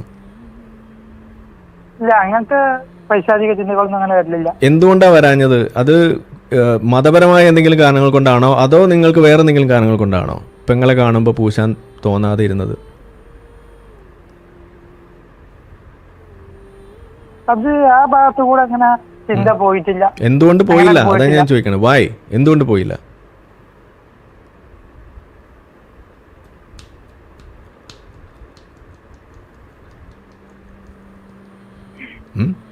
ഖുറാനിലെ ആയത്ത് വായിച്ചോണ്ടാണോ? അല്ലല്ല. അല്ല. അപ്പോൾ ബാക്കിയുള്ള ആളുകൾക്കും അവരുടെ പെങ്ങളെയും അമ്മയും പെങ്ങളുമായിട്ട് കണ്ട് ജീവിക്കാൻ അറിയാം ഇവിടെ. അപ്പൊ ഇസ്ലാം ഇല്ലെങ്കിലും ഇവിടെ ആളുകൾക്ക് ജീവിക്കാം. അതെങ്ങനെ ദിമുന്ന് കിട്ടുന്നത്? അതെങ്ങനെയാണ് ഈ പറഞ്ഞ അങ്ങനെ ഒരു അർത്ഥം? അപ്പൊ ഇവിടെ ആളുകൾ പറയുന്ന അങ്ങനെയല്ല, ഇസ്ലാമാണ് ഏറ്റവും മുന്തിയ മതം, അതില്ലെങ്കിൽ ആകെ പ്രശ്നമാണ്, ഈ മതം വിട്ടു കഴിഞ്ഞാൽ എല്ലാവരും അമ്മയും പെങ്ങളെയും പൂശാൻ പോകുന്നവരാണെന്നല്ല ഇവിടെ പറഞ്ഞു നടക്കുന്നത്. അതിനോട് നിങ്ങൾക്ക് എന്താ അഭിപ്രായം? നിങ്ങളുടെ ചോദ്യമല്ലേ, ഇസ്ലാമാണ് ഏറ്റവും നല്ല മതം, അത് വിട്ട് കഴിഞ്ഞാൽ അങ്ങനെ ഇങ്ങനെയൊക്കെ ചെയ്യുന്നല്ലേ? ഇസ്ലാം മതം വിടുന്നവരൊക്കെ അമ്മയും പെങ്ങളെയും പൂശുന്നവരാണെന്നാണല്ലോ ഇവിടെ പറഞ്ഞു കേൾക്കാറ്. അപ്പൊ ഇസ്ലാം ഇല്ലെങ്കിൽ പൂശുന്നാണല്ലോ നിങ്ങൾ പറയുന്നത്. എങ്ങനെ? അത് ചില വിഷയങ്ങൾ പരമാവധി കടന്നുകയറ്റം കയറി പറയല്ലോ. അല്ലാതെ അതിൽ കഴമ്പൊന്നുമില്ലാന്ന്. അല്ല, പിന്നെ അവർക്ക് നിയമങ്ങളില്ല, അങ്ങനെ ഒരു വിഷയം വരും. അതാ ഞാൻ ചോദിച്ചത്. അപ്പൊ നിങ്ങൾ നിയമം ഉള്ളത് കൊണ്ടാണോ നിയമങ്ങളില്ലാന്നല്ലേ? അതാ ഞാൻ ചോദിച്ചത്. അപ്പോൾ നമുക്ക് നിയമം ഇല്ലാത്തതുകൊണ്ട് പൂശാമെന്ന് നിങ്ങൾ പറയുമ്പോൾ ഞാൻ നിങ്ങളോട് ചോദിക്കുന്നത് അതാണ്. നിങ്ങൾ നിങ്ങളുടെ ഉമ്മാനെയും പെങ്ങളെയും കണ്ടപ്പോൾ ഇന്ന് പൂശാതിരുന്നത് ഖുറാനിലെ ആയത്ത് കണ്ടതുകൊണ്ടാണോ എന്നാണ് ഞാൻ ചോദിച്ചത്. അങ്ങനെ ചിന്ത വരാറില്ല. അപ്പൊ അത് ബാക്കിയുള്ള ആളുകൾക്കും ബാധകല്ലേ? അങ്ങനെ പൊതുവെ വരില്ല. അപ്പൊ അതിന് ഇസ്ലാമിന്റെ ആവശ്യമൊന്നുമില്ല. രോഗിയാകേണ്ടി വരും. അതിന് ചികിത്സ അല്ലേ നമ്മൾ കൊടുക്കണ്ടേ? സൈക്കോളജിസ്റ്റിന്റെ ആലോചിച്ച കാണേണ്ടി വരും. പോയി ബന്ധിപ്പിക്കുകയൊക്കെ ചെയ്യേണ്ടി വരും. ഓക്കെ, നിങ്ങൾ നല്ലൊരു ഒരു കാര്യം ഞാൻ പറയാം. നിങ്ങൾ വളരെ നല്ല മനസ്സിന് ഒരു ഉടമയായിട്ടുള്ള ഒരു വ്യക്തിയാണ്. ഓക്കെ, പക്ഷെ നിങ്ങളുടെ ചില ചിന്തകൾ കുറച്ച് അവിടെ ഇവിടെയൊക്കെ ഇങ്ങനെ തട്ടിമുട്ടി നിൽക്കുകയാണ് ഇതുപോലുള്ള ചില കാര്യങ്ങളിൽ. അപ്പോൾ നിങ്ങൾ കൂടുതൽ പഠിക്കുക, ഇതിനെ കുറിച്ച് കൂടുതൽ അന്വേഷിക്കുക, യുക്തിപരമായിട്ട് കാര്യങ്ങൾ ചിന്തിക്കാൻ ശ്രമിക്കുക. ഹലോ, ദൈവം ഉണ്ട് എന്നുള്ള ദൈവമൊക്കെ നമ്മളിപ്പോ ഇവിടെ സംസാരിക്കുന്ന ഇസ്ലാമിന്റെ വിഷയമാണ്. ഞാൻ എക്സ് മുസ്ലിമാണ്. ദൈവം ഉണ്ടോ ഇല്ലയോ എന്നുള്ളത് എന്റെ വിഷയമല്ല. നമ്മളിവിടെ ഒറ്റയടിക്കാണ് പറയില്ല. ദൈവം ഉണ്ട് എന്ന് പറയുന്നത് എന്തുകൊണ്ടുണ്ട്, ഇല്ല എന്ന് പറയുന്നത് എന്തുകൊണ്ടില്ല എന്നുള്ളത് സമർത്ഥിക്കണ്ടേ ബോസേ? ദൈവം ഉണ്ട് എന്നുള്ളതിന് നിങ്ങൾ തെളിവ് വെച്ചോ, നമ്മൾ എടുക്കാലോ. എന്താ നിങ്ങൾ തെളിവ് വെക്കാത്ത? ഇപ്പൊ ബുർജ് ഖലീഫ നേരത്തെ പറഞ്ഞ മറന്നില്ലല്ലോ. അതാ ഞാൻ ചോദിച്ചത്. ഈ പറഞ്ഞ ദൈവം ആദമിനുണ്ടാക്കിയപ്പോ എന്തിനാണ് പൊക്കിൾക്കൊടി കൊടുത്തത്? എന്തിനാണ് ഈ ചേലാക്രമം ചെയ്യാൻ പറയുന്നത്? അതുകൂടി പറയൂ. അതെങ്ങനെ ശരിയാവും? അപ്പൊ നിങ്ങൾ ദൈവം ഉണ്ടാക്കി എന്ന് പറയുമ്പോ ആ ഉണ്ടാക്കിയതിന്റെ ക്വാളിറ്റി നമ്മൾ അന്വേഷിക്കണ്ടേ? ഈ ഖുർആൻ ആരൊക്കെ എന്താ നിങ്ങൾ മനസ്സിലാക്കണേ? അതാ പറയണത്. ഇപ്പൊ ബുർജ് ഖലീഫ ദുബായിലുണ്ട്, നിങ്ങൾ പറയുന്നത് ഞാൻ സമ്മതിച്ചു. പക്ഷെ ഇതേപോലെ ബുർജ് ഖലീഫ് ഉണ്ടാക്കണമെന്ന് പറഞ്ഞിട്ട് നമ്മുടെ ഇവിടുത്തെ ഈ കടൽക്കരയിൽ ഈ മണലുണ്ടാക്കിയിട്ട് മണലിൽ ആളുകൾ ബുർജ് ഖലീഫ് ഉണ്ടാക്കി കളിക്കണില്ലേ? നമ്മളത് കാര്യമായിട്ട് എടുക്കോ? കുട്ടികൾ മണലിൽ മറ്റേ മണ്ണപ്പം ചുട്ട് ഉണ്ടാക്കുന്ന കുറെ ബുർജ് ഖലീഫ് ഉണ്ടല്ലോ നമ്മുടെ നാട്ടില്, അത് നമ്മൾ കാര്യമായിട്ട് എടുക്കാറുണ്ടോ? എന്താ എടുക്കാത്ത? അത് മീറ്റ് ചെയ്യുന്നില്ല, അതിന്റെ ക്വാളിറ്റി മീറ്റ് ചെയ്യുന്നില്ല. പക്ഷെ ഏതൊരു സംഗതി ഉണ്ടായിട്ടുണ്ടെങ്കിൽ താമസിക്കുന്ന ഒരു സ്ഥലം ശരി, സമ്മതിച്ചു. എന്തൊരു കാര്യത്തിന് പിന്നിൽ ഒരാളുണ്ടാവുന്നല്ലേ നിങ്ങൾ പറഞ്ഞു വരുന്നത്? അപ്പൊ ഈ പ്രപഞ്ചം ഉണ്ടാക്കി കഴിഞ്ഞോ എന്ന് ഞാൻ ചോദിച്ചു. അപ്പൊ നിങ്ങൾ പറഞ്ഞു ഉണ്ടാക്കി കഴിഞ്ഞു. അപ്പൊ ഞാൻ ചോദിച്ചു എങ്ങനെയാണ് ഈ എവല്യൂഷൻ, ഈ പരിണാമം എന്തിനാന്ന് ചോദിച്ചപ്പോ നിങ്ങൾക്ക് ഉത്തരവില്ല. അപ്പൊ എന്തിനാണ് ഈ ഘട്ടം ഘട്ടമായിട്ട് ഉണ്ടാക്കണേ? പടച്ചോന് ഒരു സാധനം ഉണ്ടാക്കണം എന്നുണ്ടെങ്കിൽ അത് നിങ്ങൾ ഉണ്ടാക്കിയപ്പോ എന്തിനാണ് ഈ ഘട്ടം ഘട്ടമായിട്ട് ഉണ്ടാക്കണേ? അവന്റെ ശൈലി അങ്ങനെയാണ്. അതായത് അപ്പൊ പരിണാമം കൂടി ഉണ്ടെങ്കിലേ പടച്ചോന് നിൽക്കാൻ പറ്റുള്ളൂ എന്ന്. അതാ പറഞ്ഞേ, പരിണാമം കൂടി അതെ, പരിണാമം കൂടി ഉണ്ടെങ്കിലേ അപ്പൊ പടച്ചോന് നിൽക്കാൻ പറ്റുള്ളൂ എന്ന്. പരിണാമം പറയാൻ ഉദ്ദേശിക്കണ അതിന് മനുഷ്യണ്ടായിരുന്നോ? ഞാൻ പറഞ്ഞല്ലോ, ഇപ്പൊ കൊറോണ വൈറസിന്റെ ഉദാഹരണം ഞാൻ പറഞ്ഞു. നിങ്ങൾക്ക് അത് ഉത്തരവില്ലാന്നാണ് നിങ്ങൾ അപ്പൊ പറഞ്ഞത്. എന്തിനാണ്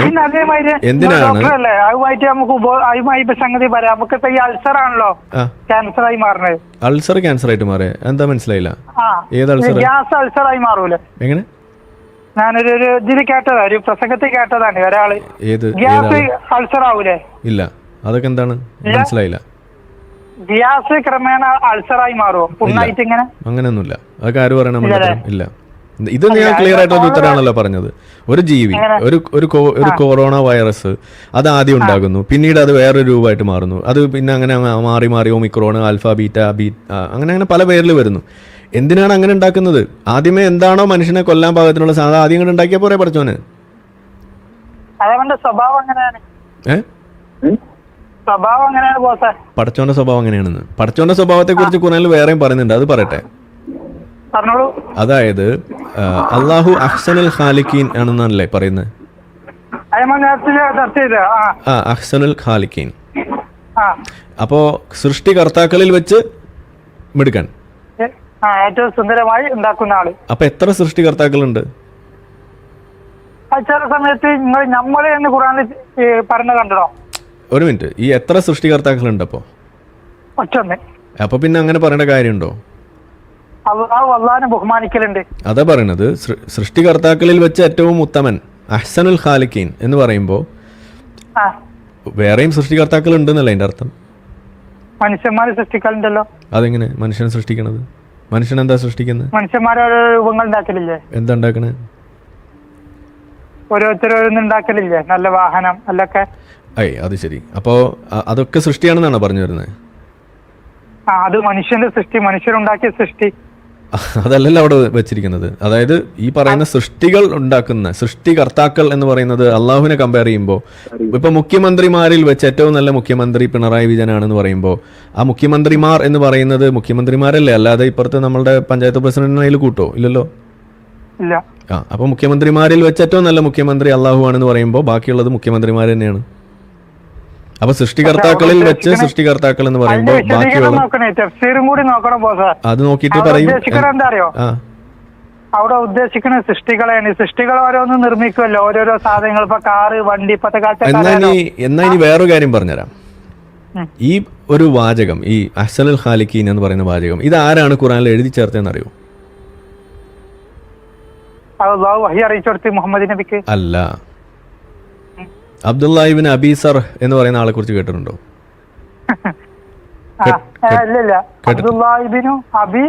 അബീ സർഹ് കേട്ടിട്ടില്ല. മൂപ്പര് കൈ നിട്ട് എഴുതിയതാണത്. മുഹമ്മദ് നബിക്ക് എഴുത്തും വായന അറിയില്ല. അതെ, എഴുത്തും വായന അറിയാത്തത് കൊണ്ട് മുഹമ്മദ് നബിക്ക് വരുന്ന വഹിയ് എഴുതി വെക്കാൻ വേണ്ടിയിട്ട് ഒരാളെ ഏൽപ്പിച്ചു. ആ ഏൽപ്പിച്ച ആളാണ് ഈ അബീ സർഹ്. ഈ അബീ സർഹിനോട് എഴുതാൻ പറഞ്ഞപ്പോൾ കുറെ സാധനം എഴുതി. അങ്ങനെ എഴുതിയപ്പോൾ അബീ സർഹിന് തോന്നി ഇതും കൂടി എഴുതിയാൽ കൊള്ളാം എന്ന് തോന്നിയിട്ട് പുള്ളി ഇത് എഴുതി ചേർത്തു. അപ്പോൾ മുഹമ്മദ് നബീനോട് കാര്യം പറഞ്ഞു. അപ്പോൾ മുഹമ്മദ് നബി പറഞ്ഞു ആ കൊള്ളാം, അതും വെച്ചോ എന്ന് പറഞ്ഞു. അപ്പോൾ അബീ സർഹിന് തോന്നിയ ഇതെന്താ ഏർപ്പാട്, ഇതിപ്പോൾ ഞാൻ കയ്യിൽ നിന്നിട്ടപ്പോൾ ഇത് മുഹമ്മദ് നബി കൊള്ളാന്ന് പറയുന്നു, അപ്പോൾ ഇത് വഹി ഇപ്പോൾ ഇതൊന്നും അല്ലല്ലോ, ഇതൊരു കള്ളത്തനാണല്ലേ എന്ന് പറഞ്ഞ് പുള്ളി ഈ എഴുത്തും പണിയൊക്കെ നിർത്തി മതവും ഉപേക്ഷിച്ച് തിരിച്ച് മക്കയിലേക്ക് പോയി. ഈ കഥ കേട്ടിട്ടുണ്ടോ? എന്നിട്ട് ഈ ചങ്ങാതിനെ കൊല്ലാൻ വേണ്ടി മുഹമ്മദ് നബി ആളെ വിട്ടു. ഇത് കേട്ടിട്ടുണ്ടോ?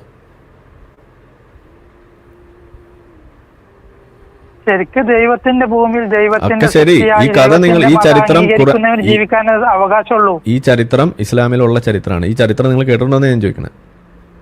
ശരിക്കും അള്ളാഹുവിന് മുർത്തദിനെ ജീവിക്കാൻ അവകാശമില്ല ഭൂമിയിൽ. ശരിക്കും എന്ന് വെച്ചാൽ മതം വിട്ടവനെ കൊല്ലണമെന്ന്. ഇസ്ലാമിക രാഷ്ട്രത്തിലാണെങ്കിൽ അങ്ങനെയാണ് ഈ നിയമം. ശരി. അപ്പൊ ഇപ്പൊ ഞാനൊക്കെ സൗദി അറേബ്യയിലാണെങ്കിൽ എന്നെ കൊല്ലണമെന്ന നിയമത്തോട് നിങ്ങൾ അനുകൂലമാണ്? അങ്ങനെ ഇപ്പൊ നിയമമുള്ളത്. അപ്പൊ നിങ്ങൾ സ്വർഗത്തിൽ പോയി പെങ്ങളെ പൂശാമെന്ന് പറഞ്ഞ പോലെ ഇപ്പൊ എന്റെ തല സൗദിയിലായിരുന്നെങ്കിൽ വെട്ടുന്നതിനെ നിങ്ങൾ അനുകൂലിക്കുന്നു. നിങ്ങള് മതത്തിലേക്ക് വരണം, സത്യമതത്തിലേക്ക് വരണം എന്നാണ് അതിയായി ആഗ്രഹിക്കുന്നത്. സത്യമതോ? അതെന്താ ബാക്കിയുള്ള മതമൊക്കെ അസത്യമാണ് നിങ്ങളോട് ആരാ പറഞ്ഞ്? അത് സത്യമായിക്കൂടെ?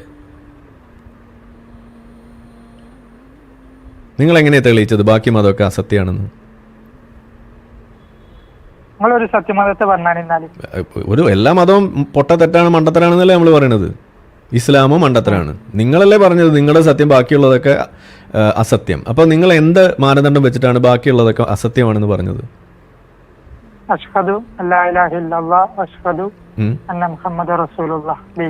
അതിങ്ങനെ അങ്ങോട്ട് പറഞ്ഞാൽ അതൊക്കെ കണ്ട് സത്യമാവോ? അപ്പൊ ആർക്കും വേണമെങ്കിലും പറഞ്ഞു അഷ്ഹദു അല്ലാ ഇലാഹ ഇല്ലാ ഡിങ്ക വ അഷ്ഹദു അന്ന മുഹമ്മദ് റസൂലു ഡിങ്ക എന്ന് പറഞ്ഞാൽ എങ്ങനെ ഉണ്ടാവും? അപ്പൊ അത് സത്യമാവോ ഡിങ്ക മതം? ഞാൻ പറഞ്ഞത് നിങ്ങളിപ്പോ എന്നോട് ചോദ്യം ചോദിച്ചപ്പോ അതിന് മറുപടി നിങ്ങൾ പറയൂ. സത്യമതമാണ് നിങ്ങൾ എങ്ങനെ തീരുമാനാക്കിയത്? വെറുതെ അങ്ങോട്ട് ഷഹാദത്ത് അങ്ങോട്ട് ചെല്ലിയാൽ അങ്ങോട്ട് സത്യമാവും. അങ്ങനെയാണെങ്കിൽ എന്തും സത്യമാക്കാമല്ലോ നമുക്ക്. ഞാൻ സാക്ഷ്യം വഹിക്കും. ഇപ്പം ഈ സാക്ഷ്യം വഹിക്കുന്നു അല്ലാഹു അല്ലാതെ ഇലാഹുല്ല. നിങ്ങൾ അതിന് അല്ലാഹുവിനെ കണ്ടിട്ടുണ്ടോ സാക്ഷ്യം വഹിക്കാൻ? കാണാത്തൊരു സാധനത്തിന് എങ്ങനെ നിങ്ങൾ സാക്ഷ്യം വഹിക്കല്?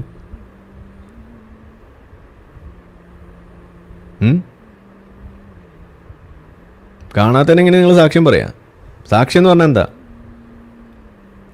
കണ്ടിട്ട് വരുമ്പോഴാണ് അവര്. അപ്പോൾ കാണാത്ത സാധനത്തിനല്ലേ നിങ്ങൾ സാക്ഷ്യം പറയണത്? കണ്ടിട്ടുണ്ടോ? അള്ളാഹുവിനെ കണ്ടിട്ടുണ്ടോ? മുഹമ്മദ് നബി കണ്ടിട്ടുണ്ടോ അള്ളാഹുവിനെ? കണ്ടിട്ടുണ്ടോ അള്ളാഹുവിനെ? എപ്പോ കണ്ട്? ചരിത്രമല്ലേ ബുറാക്കായിട്ടൊക്കെ പോയ. ബുറാക്കിൽ പോയപ്പോ അള്ളാഹുവിനെ കണ്ടോ? ആകാശം പോയി പോയി എന്നാ വിശദീകരിച്ചോ ചരിത്രം. ആദ്യമായിട്ട് കണ്ടത് എപ്പോഴാന്ന് പറയൂ. ഈ പറയുന്ന ബുറാക്കിലൊക്കെ പോണത് പിന്നത്തെ കാര്യമില്ല. ആദ്യമായിട്ട് ഈ സാധനം പറയുമ്പോ മുഹമ്മദ് നബി കണ്ടിട്ടുണ്ടോന്നാ ഞാൻ ചോദിക്കണേ. ആദ്യമായിട്ട് ഇല്ല, കണ്ടിട്ടില്ല. അപ്പൊ കാണാതെ ആദ്യത്തെ കള്ളസാക്ഷ്യം പറഞ്ഞപ്പോ മുഹമ്മദ് നബി എന്നല്ലേ? അത് അതിനുള്ള തെളിവുകൾ കിട്ടീന്. എന്ത് തെളിവാ കിട്ടിയ? ഒരു തെളിവ് പറയൂ. ജിബ്രീൽ അലൈഹി സ്വലാത്തു വസ്സലാം വഹി അറിയിച്ചു കൊടുത്ത. അത് ജിബ്രീലാണ് എന്ന് മുഹമ്മദ് നബിക്ക് അറിയായിരുന്നോ? അങ്ങനെ വഹിയായിട്ട് വരുമ്പോ അത് ജിബ്രീലാണെന്ന് അറിയായിരുന്നോ?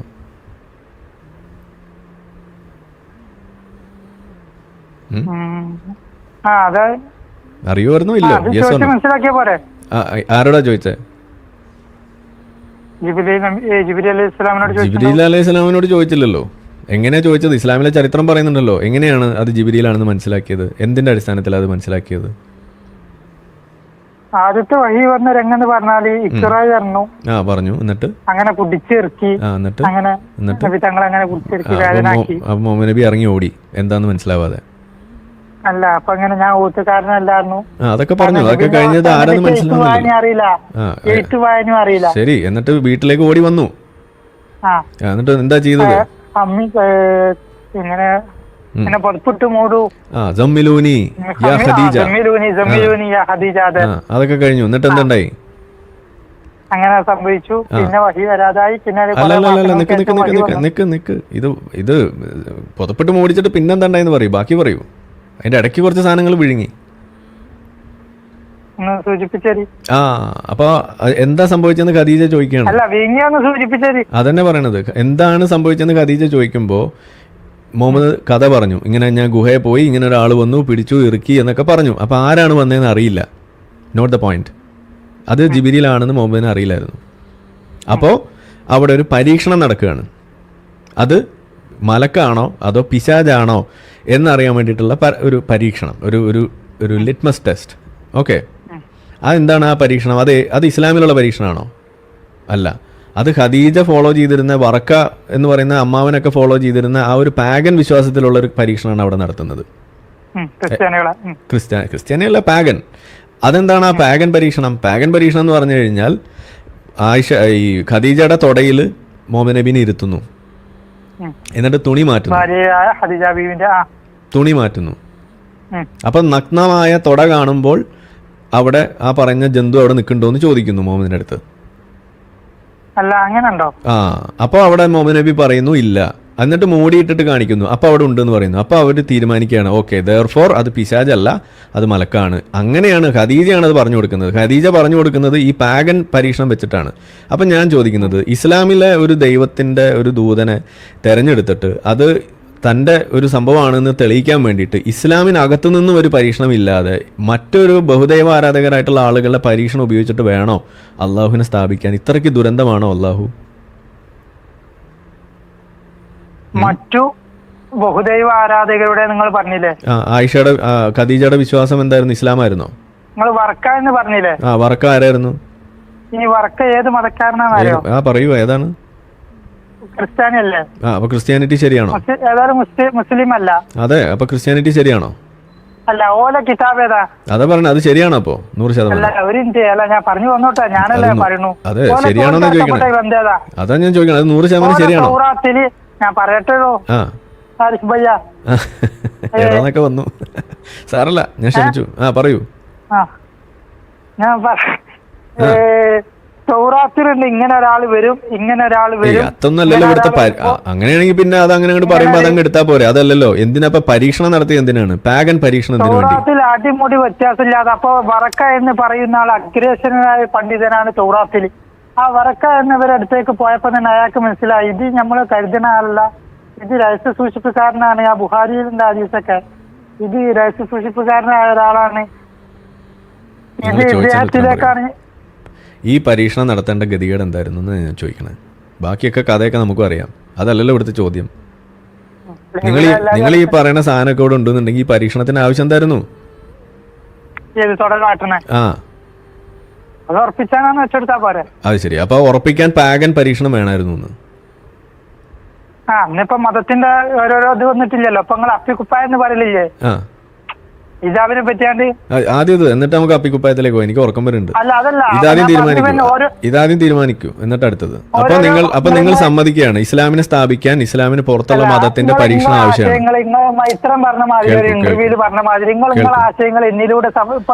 ഒന്നുമില്ല. ഇത് ഒരു കാര്യം ഞാൻ സിമ്പിൾ ആയിട്ട് ഒരു കാര്യം ചോദിക്കണുള്ളൂ. നിങ്ങൾ ഇവിടെ പറഞ്ഞ കാര്യത്തിന്റെ ബാക്കിയാണ് ഞാൻ ചോദിക്കുന്നത്. അവസരമൊക്കെ ഇഷ്ടം പോലെ തന്നെ ഇത്ര നേരം കേട്ടോണ്ടിരിക്കുന്നത്. ഇത് ലൈവാണ്.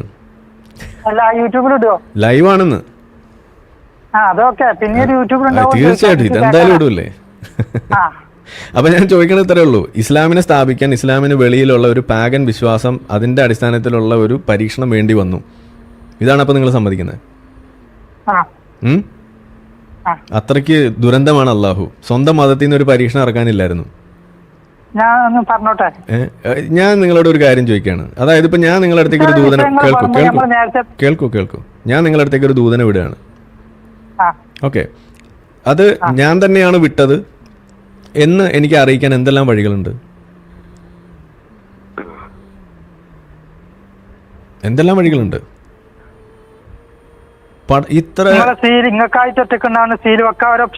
എന്തെല്ലാം വഴികളുണ്ട്? ഈ മുഹമ്മദ് നബി തന്നെ ചെയ്തിട്ടുണ്ടല്ലോ. മുഹമ്മദ് നബി അയൽ രാജ്യങ്ങളിലേക്ക് കത്തയച്ചിട്ടില്ലേ യുദ്ധത്തിന്?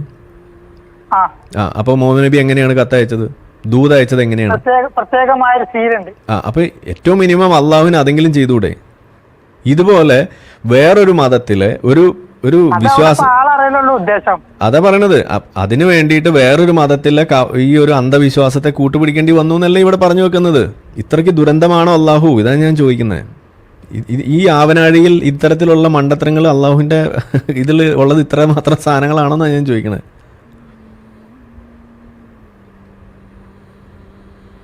ഇതൊക്കെ ശരിയാണോ പൊന്നു സ്വാലിഹെ?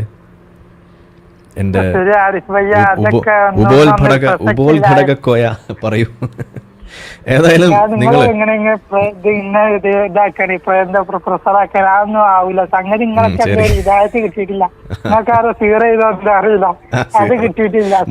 എന്നാ പിന്നെ നമുക്ക് സിഹറിനെ കുറിച്ച്. മുഹമ്മദ് നബിക്ക് സിഹർ ബാധിച്ചിട്ടില്ലേ?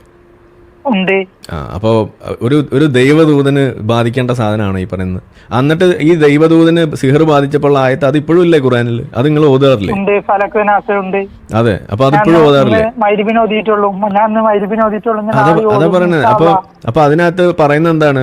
ആ പറയുന്ന ദേവതകൾക്കും നിങ്ങളെ സഹായിക്കാം എന്നുള്ള രീതിയിൽ പറഞ്ഞു വെക്കുമ്പോ അപ്പൊ അള്ളാഹു മാത്രമാണ് ഏകദൈവം എന്ന് പറയുന്നത് അവിടെ തെറ്റല്ലേ?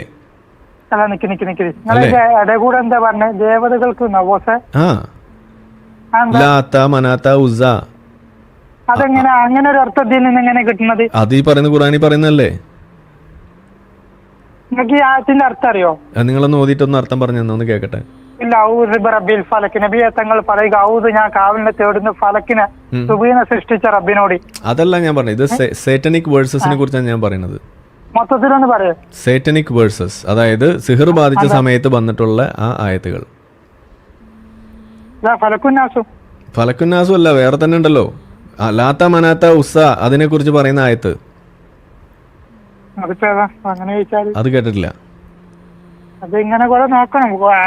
എന്തായാലും ഒരു കാര്യം ചെയ്യും. ഇപ്പൊ നമ്മളിപ്പോ കുറെ കാര്യങ്ങൾ കണ്ടല്ലോ. നിങ്ങൾ പരീക്ഷിക്കണം, പോകണം, പഠിക്കണം എന്നൊക്കെ പറഞ്ഞു. എല്ലാം പോയി പഠിച്ചിട്ട് വരൂ. വീഡിയോ കട്ട് ചെയ്ത്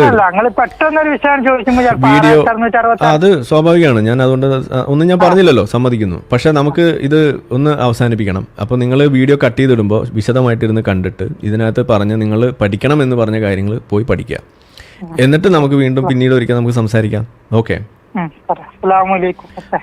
വഅലൈക്കും അസ്സലാം വറഹ്മത്തുള്ളാഹി വബറകാതുഹു ഫി ദുനിയ വൽ ആഖിറ. ഓക്കെ അല്ലേ? ഹാപ്പി? യെസ്. കൊള്ളാം. ഇന്നിനി മറ്റൊരു യുദ്ധത്തിനുള്ള ഒരാരോഗ്യമില്ല. തൽക്കാലം ഞാനിവിടെ നിർത്തുകയാണ്. നമ്മളെ വീഡിയോ കണ്ടുകൊണ്ടിരിക്കുന്ന ആളുകൾ ചാനൽ സബ്സ്ക്രൈബ് ചെയ്തിട്ടില്ല എന്നുണ്ടെങ്കിൽ അത് ചെയ്ത് നമ്മളെ സപ്പോർട്ട് ചെയ്യുക. മറ്റു രീതിയിൽ സപ്പോർട്ട് ചെയ്യാൻ ആഗ്രഹിക്കുന്ന ആളുകൾക്ക് അതിൻ്റെ ഡീറ്റെയിൽസ് ഡിസ്ക്രിപ്ഷനിലുണ്ട്. നിങ്ങളുടെ ഓരോ ലൈക്കും ഷെയറും അതുപോലെ കമൻ്റ് ഇടുന്നതും ഇതിൽ ഈ വീഡിയോ അതിൻ്റെ താഴെ വരുന്ന കമൻറ്റുകൾക്ക് നിങ്ങൾ പ്രതികരിക്കുന്നതെല്ലാം തന്നെ വീഡിയോയുടെ റീച്ച് കൂടുന്നതിന് വലിയ തോതിൽ ഉപകാരപ്പെടുന്ന സംഗതിയാണ്. അപ്പോൾ അതുകൊണ്ട് അതിൽ നിങ്ങൾ ഏർപ്പെടണം എന്നും കൂടി ഞാൻ അഭ്യർത്ഥിക്കുകയാണ്. മറ്റുള്ള രീതിയിലുള്ള സപ്പോർട്ട് തുടർന്നും നിങ്ങളുടെ ഭാഗത്തുനിന്നുണ്ടാവും എന്ന് പ്രതീക്ഷിക്കുന്നു.